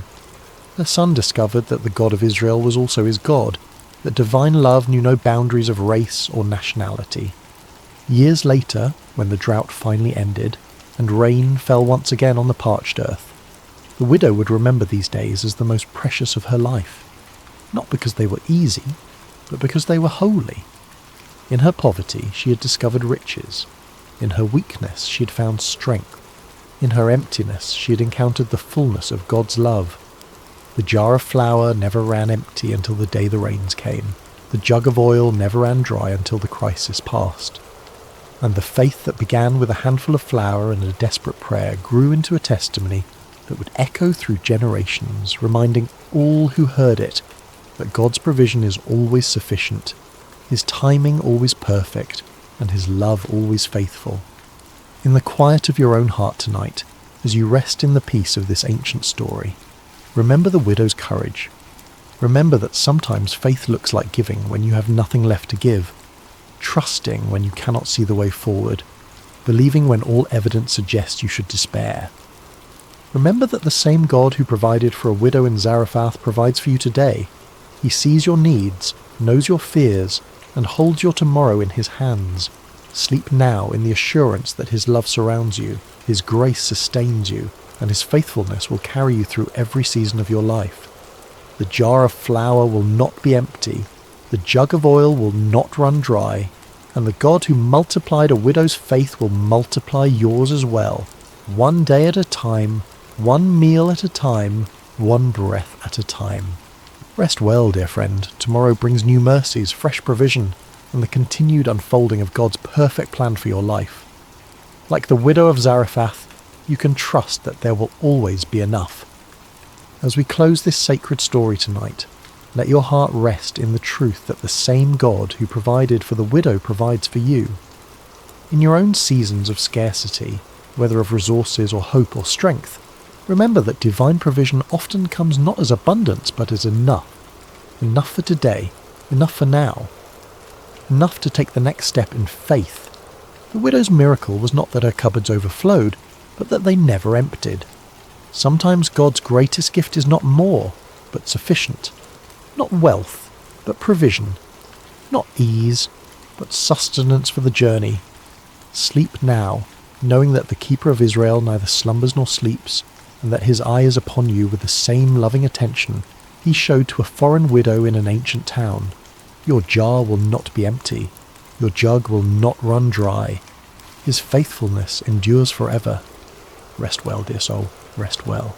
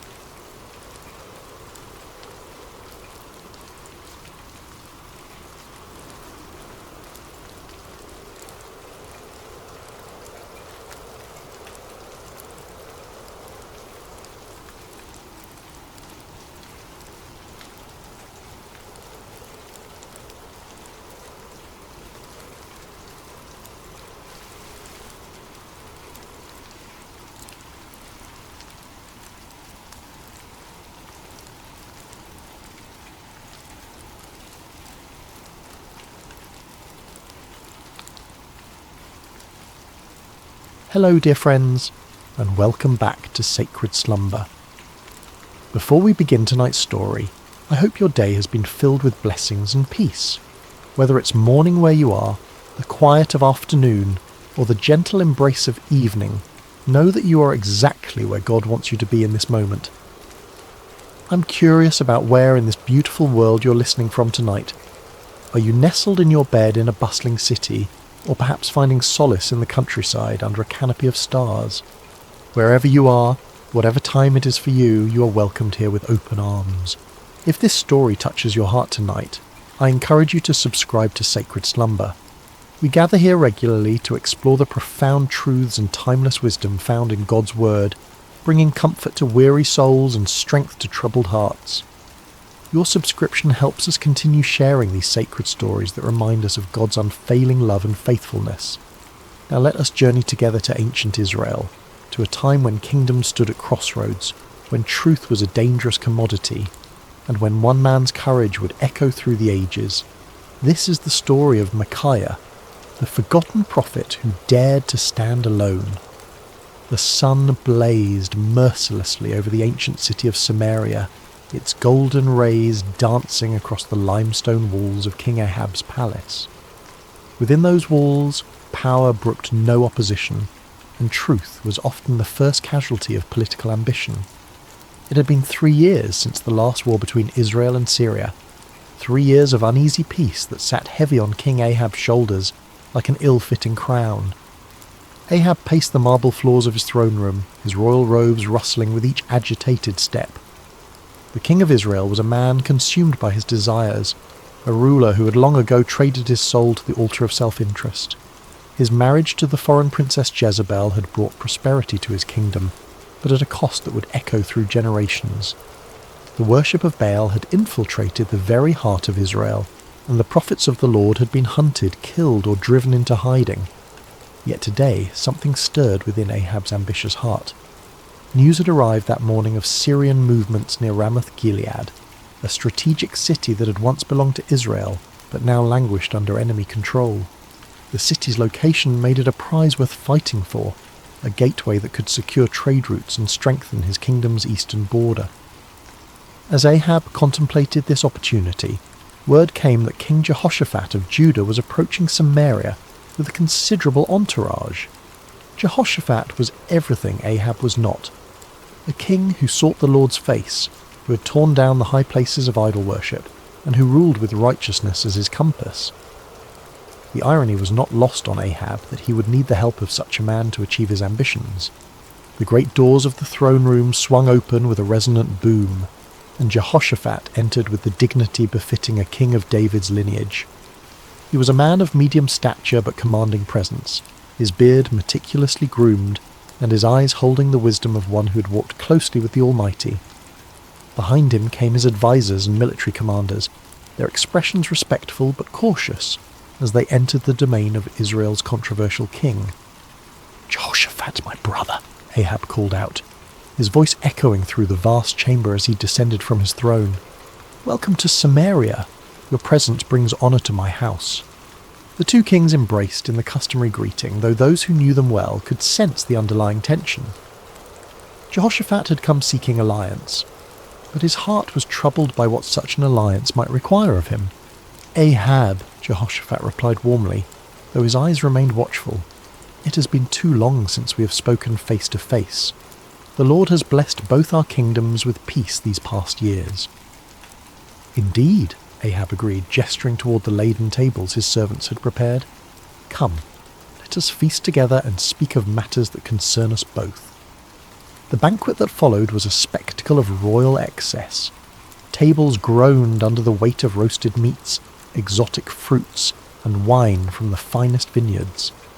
Musicians played softly in the background, while servants moved like shadows, attending to every need.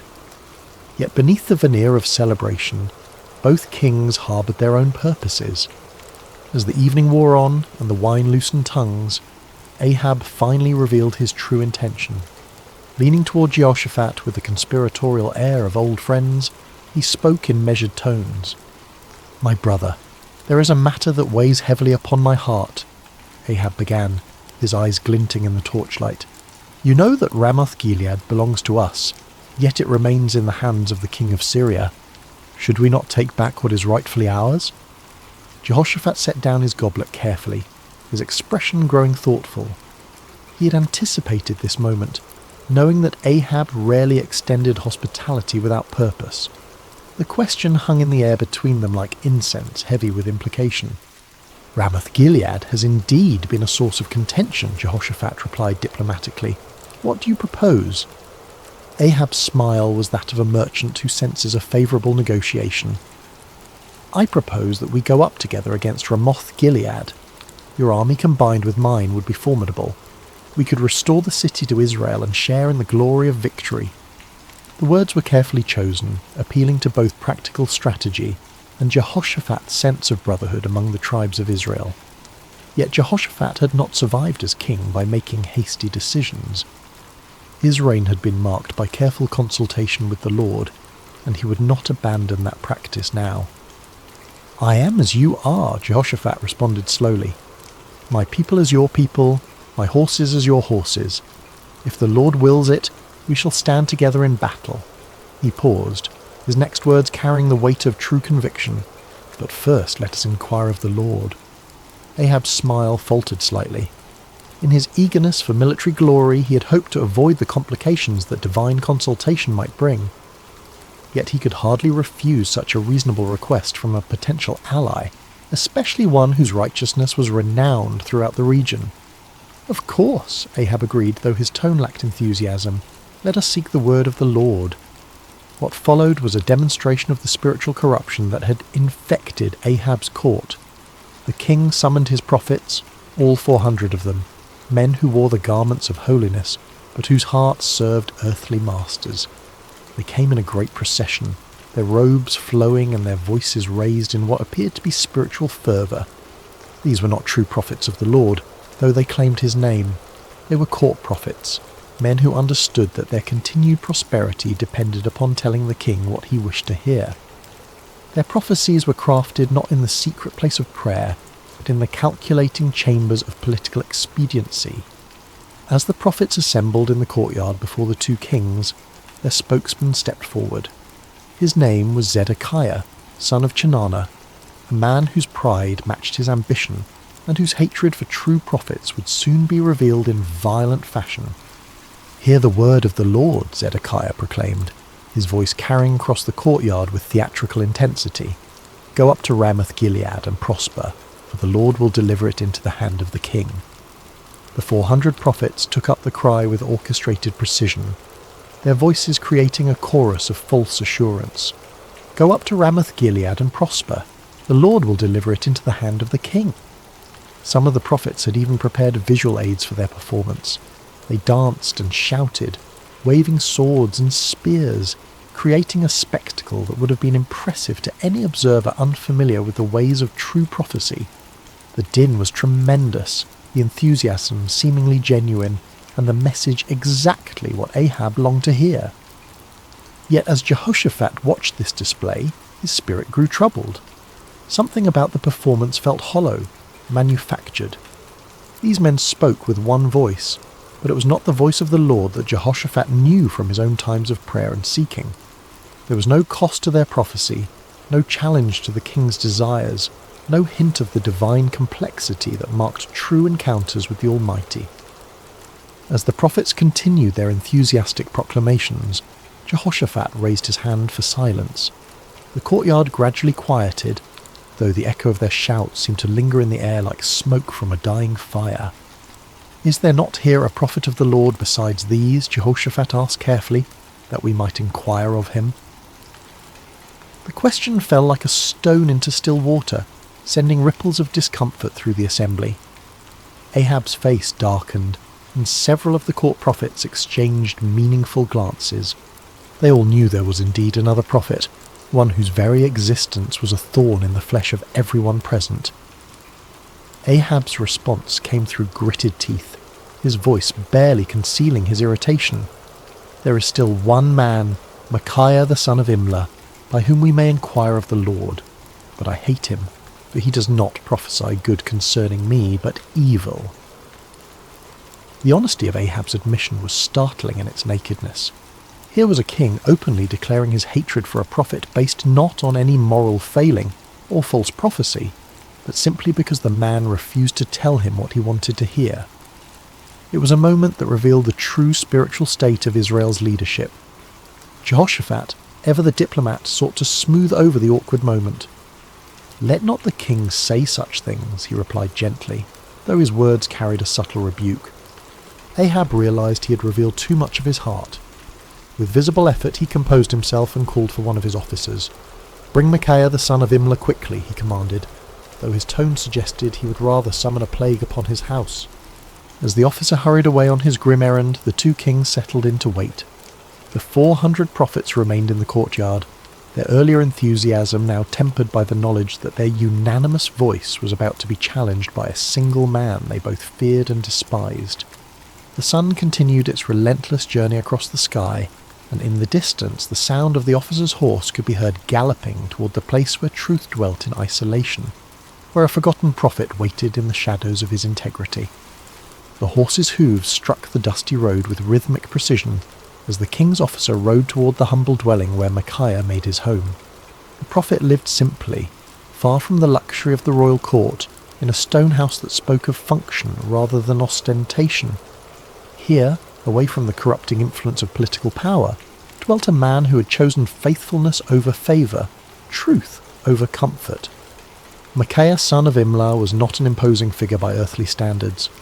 Of average height and lean build, he bore the weathered appearance of one who had walked through many storms. His beard was streaked with silver, and his eyes held the deep weariness of a man who had spoken unpopular truths for too many years. Yet there was something unbreakable in his demeanour, a quality that suggested he had found his anchor in something far stronger than human approval. When the king's messenger arrived, Micaiah was in his garden, tending to the vegetables that provided much of his sustenance. The prophet lived modestly, supported by the occasional gifts of those few souls who still valued truth above comfort. He had long ago learned to find contentment in simple things, the satisfaction of honest work, the peace of prayer, and the quiet joy of communion with the Almighty.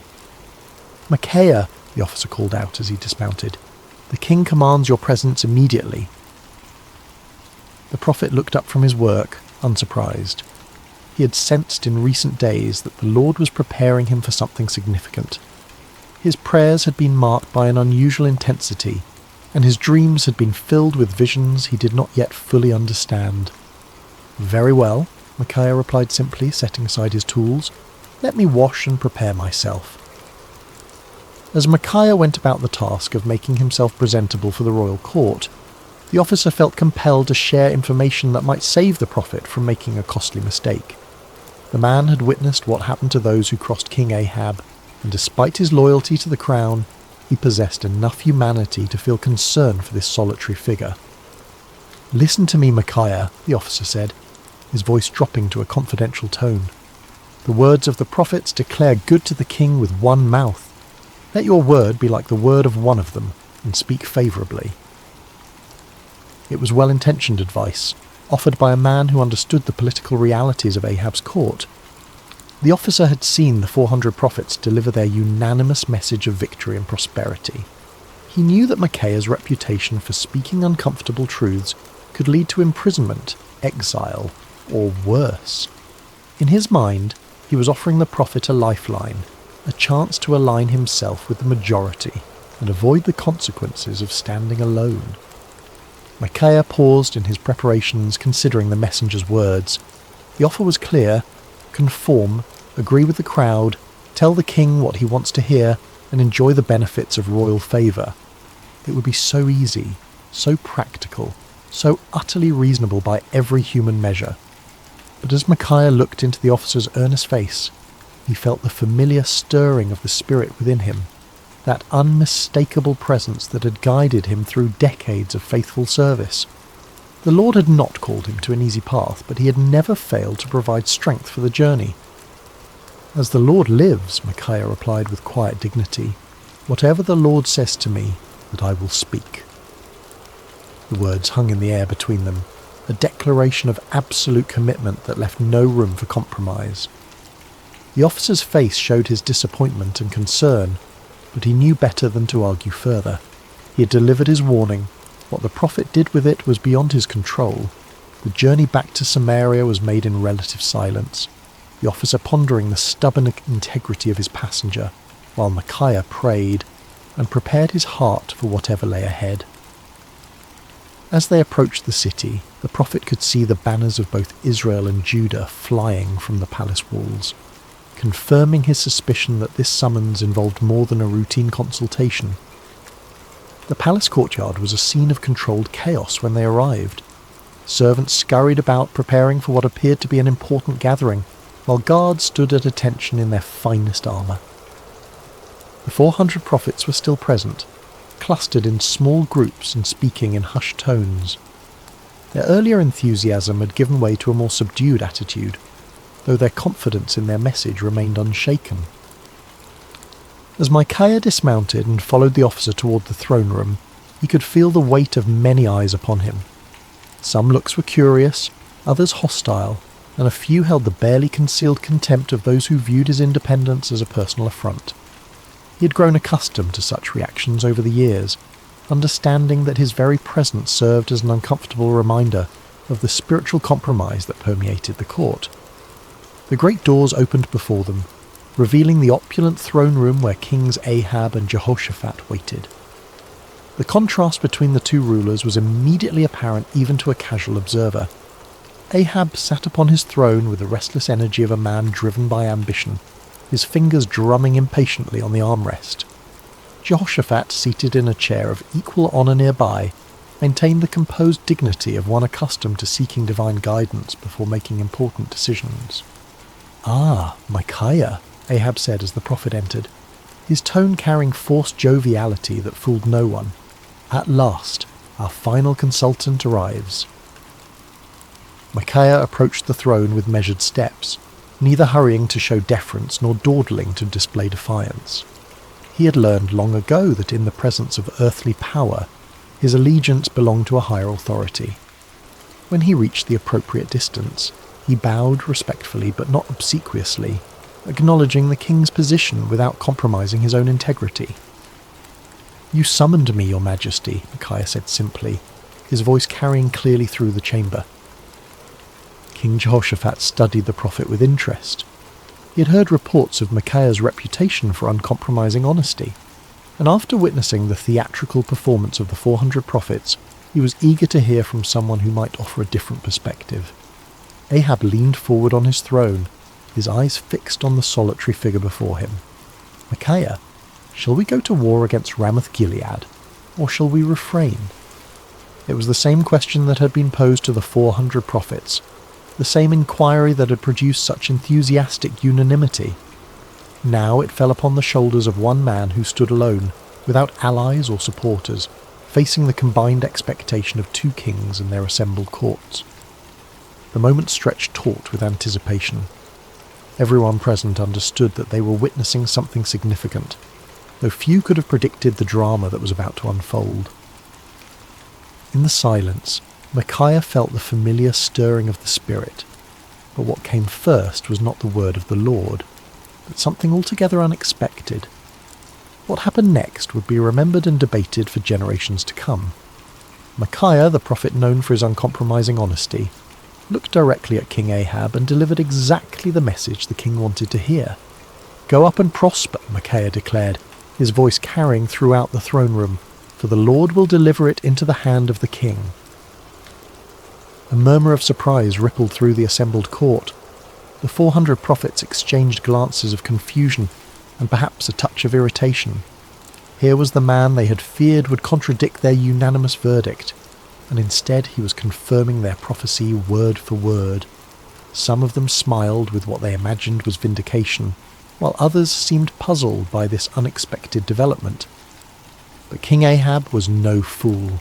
Despite his many moral failings, he had known Micaiah for years, had heard his prophecies of judgment and warning countless times.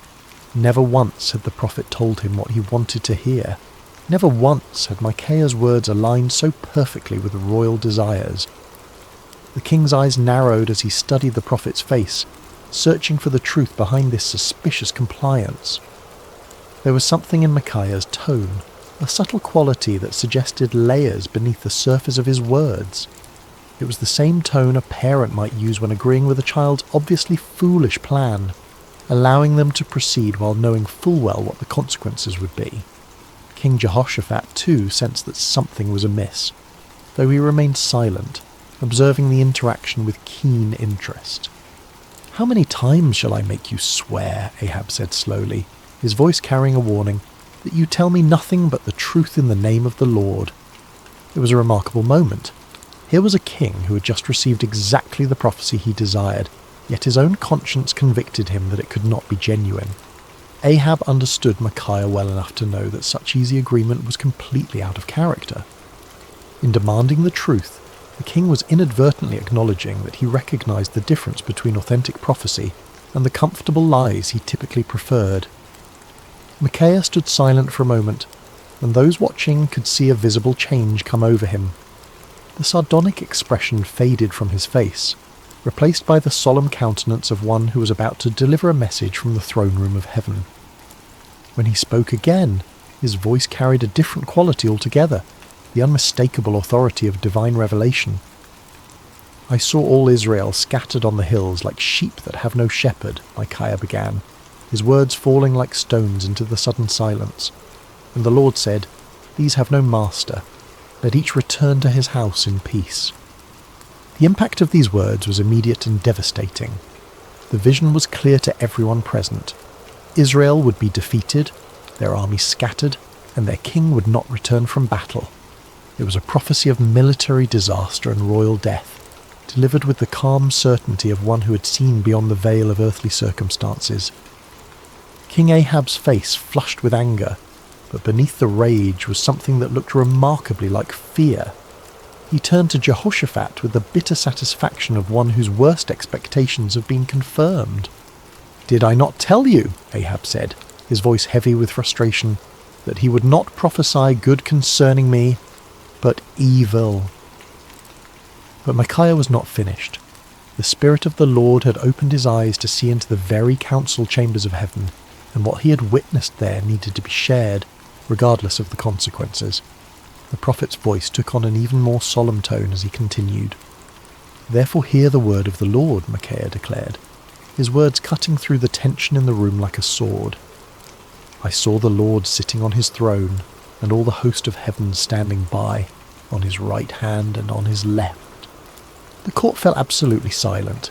Even the most worldly and cynical among them recognized that they were hearing something extraordinary. This was not the political manoeuvring they were accustomed to, nor the comfortable reassurances of the court prophets. This was a glimpse into eternal realities, a revelation of divine purpose that transcended human understanding. "And the Lord said," Micaiah continued, "Who will persuade Ahab to go up, that he may fall at Ramoth-Gilead?" So one spoke in this manner, and another spoke in that manner. Then a spirit came forward and stood before the Lord and said, "I will persuade him." The Lord said to him, "In what way?" And he said, "I will go out and be a lying spirit in the mouth of all his prophets." And the Lord said, "You shall persuade him and also prevail. Go out and do so." The revelation was staggering in its implications. Micaiah was claiming that the Lord himself had allowed, indeed, had orchestrated, the deception that had been proclaimed by the 400 prophets. It was a divine judgment in the form of false prophecy, a spiritual trap set for a king who had repeatedly chosen lies over truth. Therefore, Micaiah concluded with inexorable logic, "Look, the Lord has put a lying spirit in the mouth of all these prophets of yours, and the Lord has declared disaster concerning you." The silence that followed was deafening. Every person present was forced to grapple with the implications of what they had heard. The 400 prophets found themselves accused not merely of error, but of being unwitting instruments of divine deception. The kings faced the terrifying possibility that their carefully planned military campaign was actually a trap set by the Almighty himself. But the silence was short-lived. Zedekiah, the spokesman for the 400 prophets, was a man of considerable pride and ambition. He had built his reputation on his supposed connection to the divine, and Micaiah's words threatened not only his credibility but his entire worldview. The accusation that he had been deceived by a lying spirit was more than he could bear. With a roar of rage, Zedekiah strode across the throne room until he stood face to face with Micaiah. The contrast between them was striking. Zedekiah in his fine robes and carefully groomed appearance, representing the comfortable religiosity of the court, facing Micaiah in his simple garments, embodying the uncompromising voice of authentic prophecy. "Which way did the Spirit from the Lord go from me to speak to you?" Zedekiah demanded, his voice shaking with fury. It was a desperate attempt to challenge Micaiah's authority, to suggest that if anyone possessed a connection to the divine, it was surely the spokesman for 400 prophets rather than this isolated troublemaker. But before Micaiah could respond, Zedekiah's anger overwhelmed his judgment entirely. The sound of the slap echoed through the throne room like a thunderclap. Zedekiah had struck Micaiah across the face with sufficient force to stagger the prophet, leaving a red mark on his cheek that would serve as a visible reminder of what it cost to speak truth in the face of comfortable lies. The act of violence hung in the air like a poisonous cloud. No one moved or spoke, shocked by the sudden transition from theological debate to physical assault. Micaiah slowly straightened, touching his cheek where Zedekiah's hand had left its mark. When he looked up, there was no anger in his eyes, no desire for retaliation. Instead, there was a sadness that seemed to encompass not only his immediate situation, but the entire spiritual state of the nation. "Indeed," Micaiah said quietly, his voice carrying despite its gentle tone, "you shall see on that day when you go into an inner chamber to hide." It was both prophecy and promise. The day would come when Zedekiah's false confidence would crumble, when the reality of divine judgment would force him to seek shelter from the consequences of his deception. The words carried the weight of inevitable fulfillment, spoken not in anger, but with the sorrowful certainty of one who had seen the future and found it tragic. King Ahab had heard enough. The prophet's words had struck too close to uncomfortable truths, had challenged too directly the comfortable illusions upon which he had built his reign. The vision of divine deception, the prophecy of military disaster, the humiliating suggestion that his 400 prophets were unwitting instruments of judgment. All of it combined to create a rage that demanded immediate action. "Take Micaiah," the king commanded, his voice sharp with fury, "and return him to Amon, the governor of the city, and to Joash the king's son, and say, 'Thus says the king, put this fellow in prison, and feed him with bread of affliction and water of affliction until I come in peace.'" The order was both punishment and insurance policy. By imprisoning Micaiah until his safe return from battle, Ahab was attempting to nullify the prophecy through royal decree. It was a desperate act of defiance against divine judgment, a futile attempt to bind the word of the Lord with chains and prison walls. But Micaiah was not finished. Even as the guards moved toward him, even as the shadow of imprisonment fell across his path, the prophet had one final word to speak. His voice rang out across the throne room with the clarity of absolute conviction. "If you ever return in peace, the Lord has not spoken by me." The words were a direct challenge to royal authority, a public declaration that put Micaiah's credibility as a prophet on the line. He was essentially saying that if Ahab returned safely from battle, then everyone present should conclude that Micaiah was a false prophet deserving of death. It was the ultimate expression of confidence in the word he had received from the Lord. But Micaiah was not content to let his challenge rest with the immediate audience. Looking around the throne room at the assembled courtiers, nobles and servants, he raised his voice even louder. "Mark it, all you people." It was a call to witness, an appeal to everyone present to remember this moment and test the validity of his prophecy against future events. The prophet was willing to stake everything, his reputation, his freedom, possibly his life, on the truth of what he had spoken. It was a level of certainty that transcended human confidence and entered the realm of divine assurance. As the guards seized Micaiah's arms and began to lead him away, the throne room erupted in a buzz of conversation. Some whispered among themselves about the prophet's boldness, others debated the implications of his vision, and still others tried to process the dramatic confrontation they had just witnessed. Through it all, the 400 prophets maintained their uncomfortable silence, uncertain how to respond to accusations that struck at the very heart of their prophetic claims. King Jehoshaphat watched the proceedings with deep concern. The righteous king of Judah had requested divine counsel, and what he had received was a prophecy that directly contradicted his military plans and predicted disaster for his ally. Yet something in Micaiah's bearing, some quality of authentic conviction, made it impossible to dismiss his words as the ravings of a madman or the spite of a disgruntled prophet. As Micaiah was led away, his footsteps echoing through the palace corridors, he felt no bitterness toward his captors or self-pity for his situation. He had spoken the word of the Lord faithfully, regardless of the consequences, and that obedience brought a peace that transcended his circumstances. The prison cell that awaited him might confine his body, but his spirit remained free, anchored in the unshakable certainty that he had been faithful to his calling. The cell where Micaiah was imprisoned was a far cry from the luxury of the royal court. Built of rough stone with a small barred window that provided minimal light, it was designed for punishment rather than comfort. The bread of affliction and water of affliction promised by the king proved to be exactly that, meagre rations calculated to sustain life while providing a constant reminder of a royal displeasure. Yet in that dark cell, Micaiah found something that had eluded him in the freedom of his simple home, absolute clarity about his purpose and calling. Stripped of all earthly comforts and securities, he was forced to rely entirely upon his relationship with the Lord. In the long hours of solitude, he prayed not for deliverance but for continued faithfulness, not for vindication, but for grace to endure whatever lay ahead.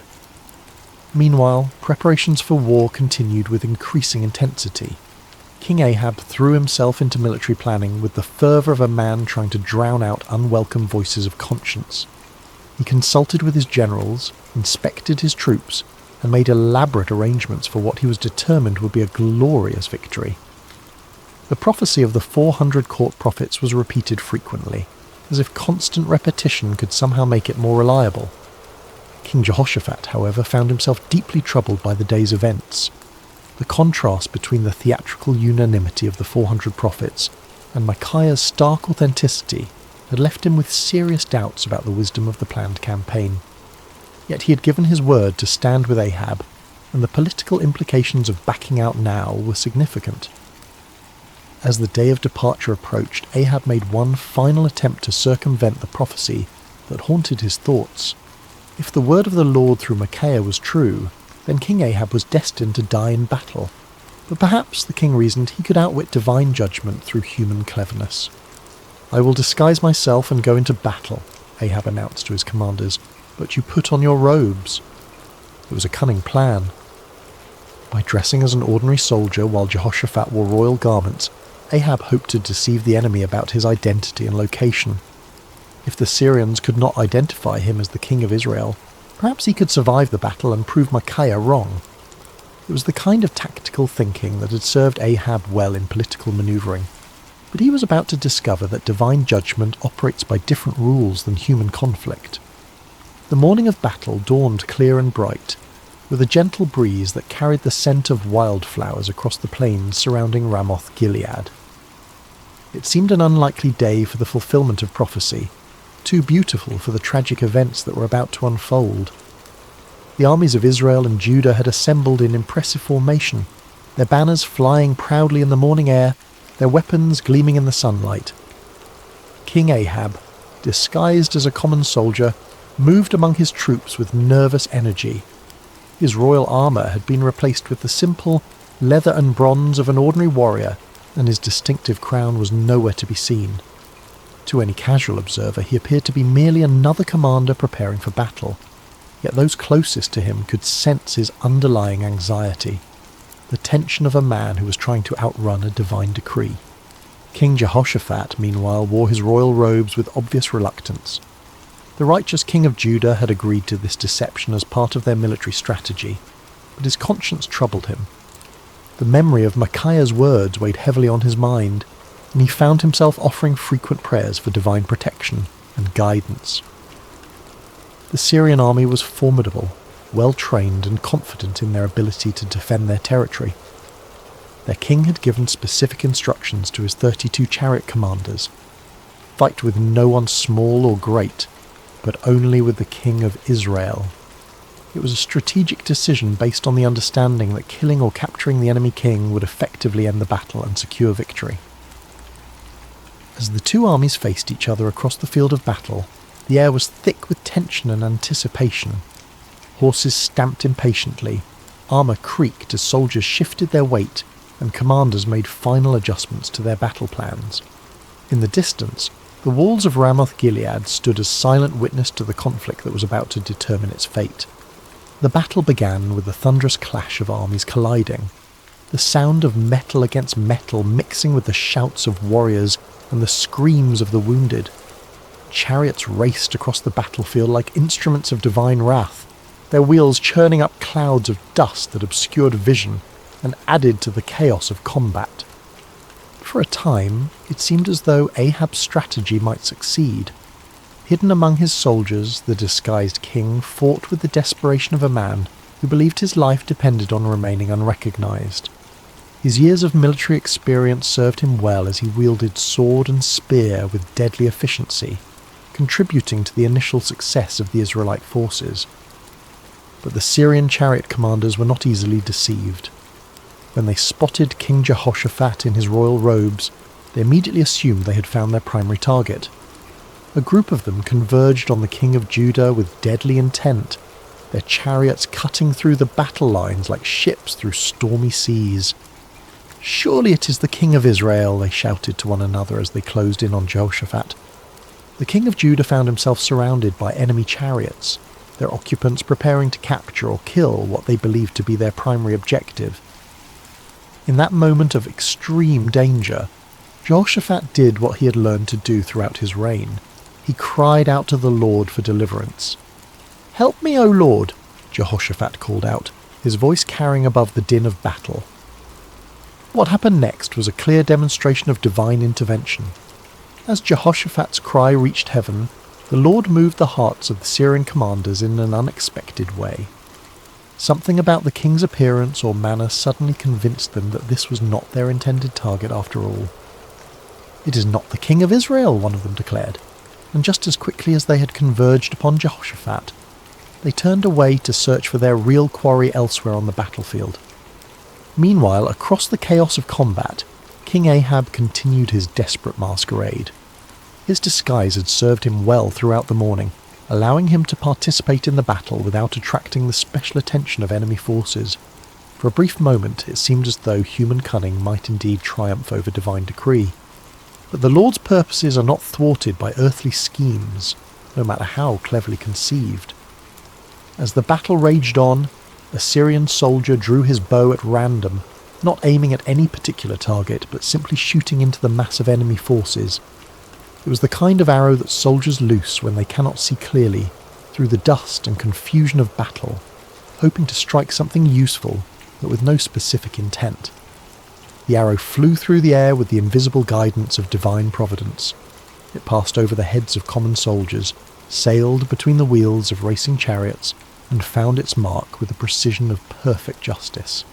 The bronze point struck King Ahab between the joints of his armour, penetrating the one gap in his defences that his disguise could not protect. The king felt the arrow's impact like a thunderbolt, the sudden sharp pain followed by the warm spread of blood across his chest. He looked down in shock to see the Syrian arrow protruding from his body, its shaft trembling with the force of impact. In that instant, Ahab understood with perfect clarity that no amount of human cleverness could circumvent the word of the Lord. "I am wounded," the king cried out to his chariot driver, his voice tight with pain and the dawning realization of his doom. "Turn around and carry me out of the battle." The chariot driver, a loyal servant who had recognized his disguised king despite the common soldier's garb, immediately began maneuvering toward the edge of the battlefield. But extricating themselves from the chaos of combat proved more difficult than anticipated. The battle had intensified throughout the day, and enemy forces blocked many of the potential escape routes. As they struggled to retreat, King Ahab's condition continued to deteriorate.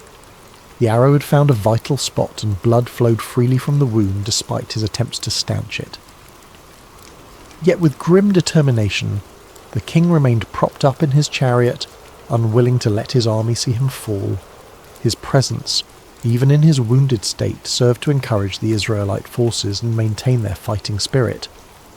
The battle raged from morning until evening, the outcome hanging in the balance as both sides fought with desperate intensity. But as the sun began to set, painting the sky in shades of red that seemed to mirror the blood spilled on the battlefield below, King Ahab's strength finally gave out. The disguised king who had tried to outwit divine judgment slumped forward in his chariot, his life ebbing away with each laboured breath. As word of the king's condition spread through the ranks, the cry went up that would fulfill Micaiah's prophecy with devastating accuracy. Every man to his city, and every man to his own country. The army of Israel, leaderless and demoralized, began to scatter across the hills just as the prophet had foreseen. Like sheep without a shepherd, they abandoned their positions and fled toward home, their dreams of victory dissolving into the nightmare of defeat. King Ahab died as the sun set over Ramoth-Gilead, his blood pooling in the bottom of his chariot. The man who had spent his reign choosing comfortable lies over uncomfortable truths had finally encountered a reality that no amount of deception could alter. The word of the Lord, spoken through his faithful prophet, had been fulfilled to the letter. News of King Ahab's death spread quickly through the land, carried by the scattered remnants of his army and the merchants who followed military campaigns. In the palace at Samaria, the reaction was one of stunned disbelief.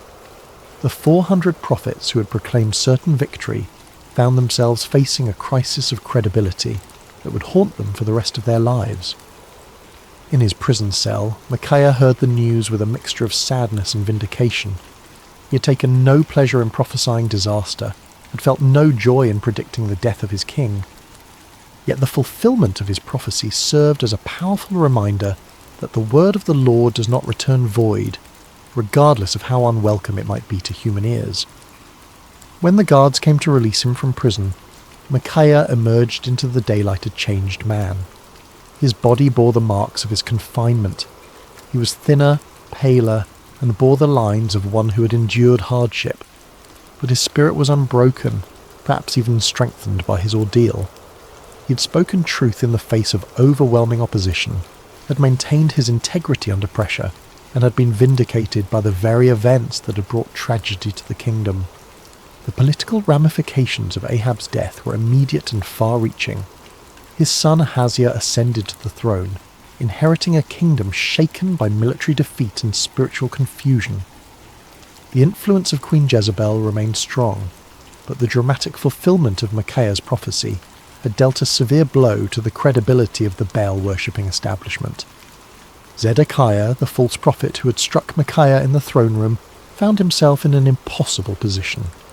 His confident predictions of victory had been thoroughly discredited, and his authority as a spokesman for the divine had been shattered. The inner chamber where he sought to hide, just as Micaiah had prophesied, became both a physical and spiritual reality as he struggled to come to terms with the magnitude of his error.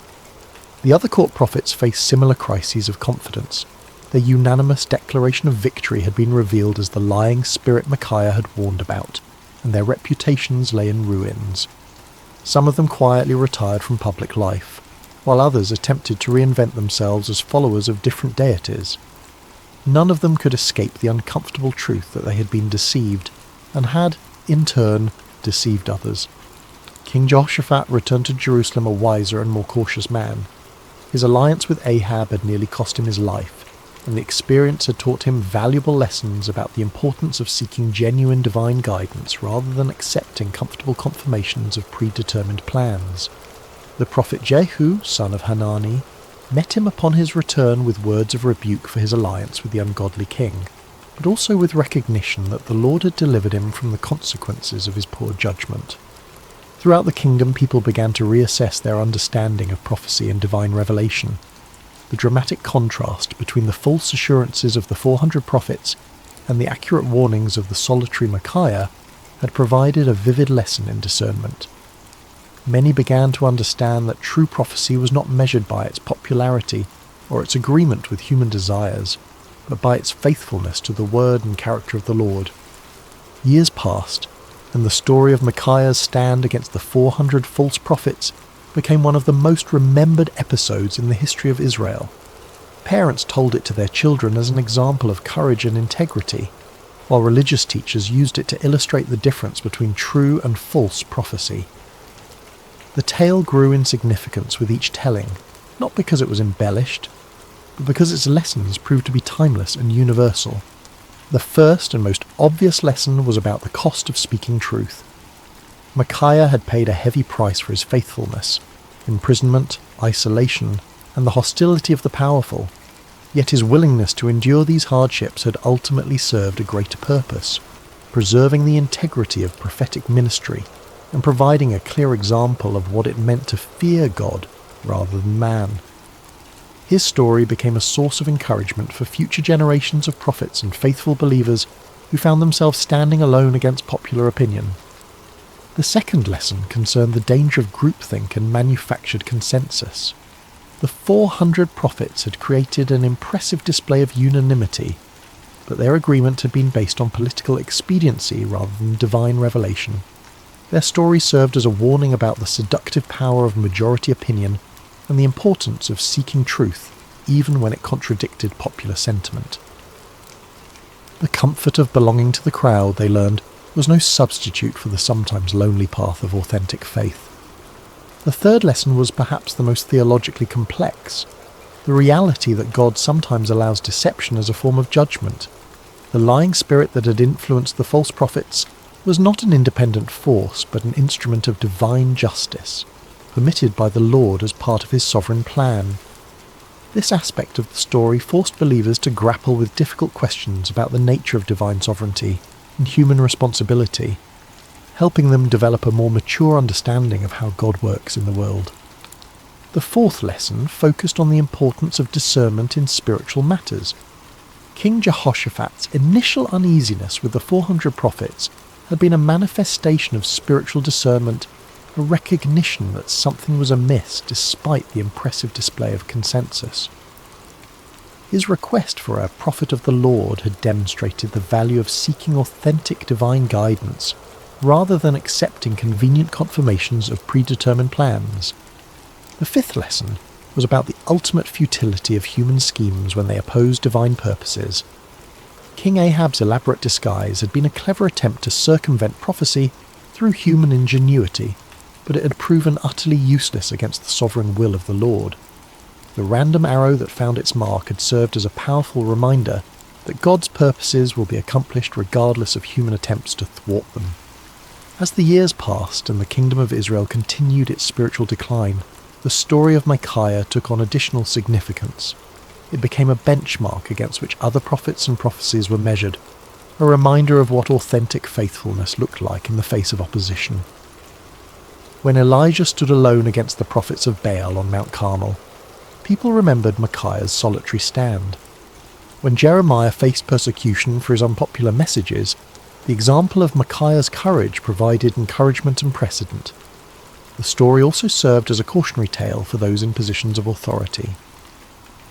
King Ahab's admission that he hated Micaiah because the prophet never spoke favourably about him had revealed the dangerous tendency of leaders to surround themselves with yes men rather than truthful counsellors. Future kings and officials who heard the story were challenged to examine their own relationships with advisors and to consider whether they were seeking truth or merely confirmation of their existing beliefs. In the quiet of his later years, Micaiah often reflected on that pivotal day when he had stood alone before 2 kings and 400 false prophets. The physical scars from his imprisonment had faded, but the spiritual impact of his experience continued to shape his understanding of his calling and his relationship with the Lord. The prophet had learned that faithfulness was not measured by immediate results, but by obedience to divine instruction. His warning had not prevented the battle or saved King Ahab's life, but it had preserved the integrity of prophetic ministry and provided a clear demonstration of the difference between true and false revelation. Sometimes, he realized, the greatest victories were won not through changing circumstances, but through maintaining faithfulness in the midst of difficult circumstances. Micaiah had also discovered that standing alone was not the same as being alone. In his prison cell, deprived of human companionship and comfort, he had experienced a deeper intimacy with the Lord than he had ever known before. The isolation that had seemed like punishment had actually become a pathway to greater spiritual understanding and strength. He had learned that the approval of the crowd was a poor substitute for the approval of the Almighty.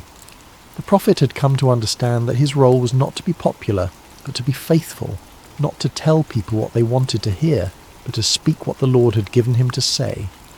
This understanding had freed him from the burden of trying to manage people's reactions to his messages, and had allowed him to focus entirely on the sacred responsibility of accurate communication of divine truth. The peace that came from this clarity of purpose was worth more than all the royal favour he might have gained through compromise.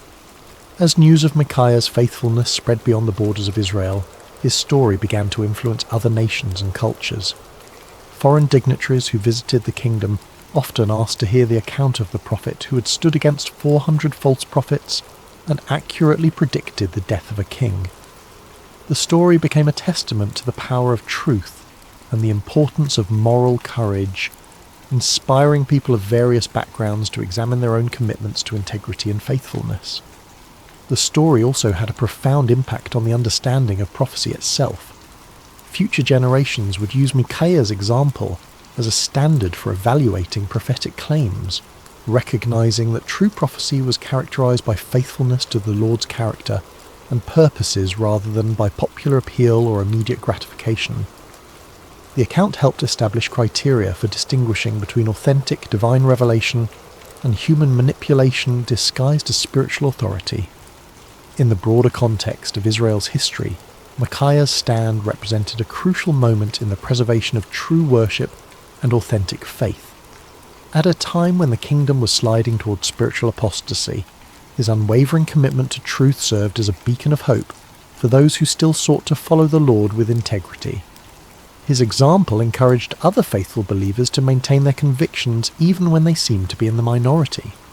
The story of Micaiah also served as a bridge between the ministries of the earlier prophets like Elijah and later ones like Jeremiah and Ezekiel.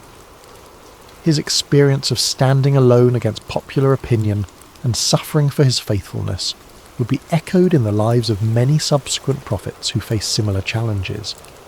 The patterns of persecution, vindication, and ultimate triumph that characterized his story became recurring themes in the ongoing narrative of God's relationship with his people. As we reach the end of Micaiah's story, we find ourselves confronted with questions that transcend the ancient world and speak directly to our modern hearts. In an age of social media echo chambers and manufactured consensus, the prophet's example challenges us to examine our own commitment to truth and our willingness to stand alone when necessary. The 400 false prophets of Micaiah's day have their counterparts in every generation.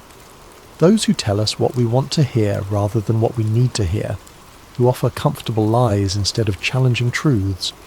The temptation to join the crowd, to find safety in numbers, to seek approval rather than accuracy, remains as strong today as it was in ancient Israel. Micaiah's courage reminds us that faithfulness is not a group activity, but an individual responsibility. Each of us must decide whether we will speak truth or remain silent, whether we will stand for what is right or compromise for what is convenient. The prophet's example shows us that the path of integrity is often lonely, but it is never walked alone by those who trust in the Lord. The story also challenges us to examine our own relationship with authority and our tendency to surround ourselves with people who confirm our existing beliefs rather than challenging us to grow. Like King Ahab, we may find ourselves preferring the comfort of familiar lies to the discomfort of unfamiliar truths. Micaiah's example calls us to seek out voices that speak with authenticity, rather than those that merely echo our own opinions. Perhaps most importantly, the story of Micaiah reminds us that truth has a way of prevailing in the end, even when it seems overwhelmed by opposition. The prophet's vindication did not come immediately, and it came at great personal cost, but it came nonetheless. His example encourages us to trust in the ultimate triumph of truth, and to remain faithful even when the outcome is uncertain. In our own lives, we may face moments when we are called to be like Micaiah, to stand alone against popular opinion, to speak uncomfortable truths, to choose faithfulness over favour. When those moments come, may we remember the forgotten prophet who found his courage not in the approval of men, but in the approval of his God. The story of Micaiah teaches us that true strength is not found in numbers, but in conviction, that real courage is not the absence of fear, but the willingness to do what is right despite our fears, and that lasting victory comes not from avoiding conflict, but from maintaining integrity in the midst of it. As you close your eyes tonight and drift towards sleep, may you carry with you the quiet courage of Micaiah, the man who dared to stand alone because he knew he was not truly alone. May his example inspire you to speak truth with love, to stand for what is right with humility, and to trust in the ultimate triumph of God's purposes even when the immediate circumstances seem overwhelming. In a world that often rewards conformity and punishes authenticity, may you find the strength to be like Micaiah, faithful, courageous, and true. For in the end, it is not the approval of the crowd that matters, but the approval of the one who sees all hearts and knows all truths. The forgotten prophet's story ends, but its echo continues in every heart that chooses truth over comfort, courage over convenience, and faithfulness over favour. May that echo sound clearly in your own life, guiding you toward the kind of integrity that leaves a lasting legacy long after the voices of the crowd have faded into silence. Rest well, dear friends, and may your dreams be filled with the peace that comes from knowing you serve a God who honours faithfulness, rewards courage, and never abandons those who trust in him. The story of Micaiah reminds us that in God's kingdom, standing alone with truth is always better than standing with the crowd in deception. Sleep peacefully, knowing that like Micaiah, you're never truly alone when you walk in the light of divine truth.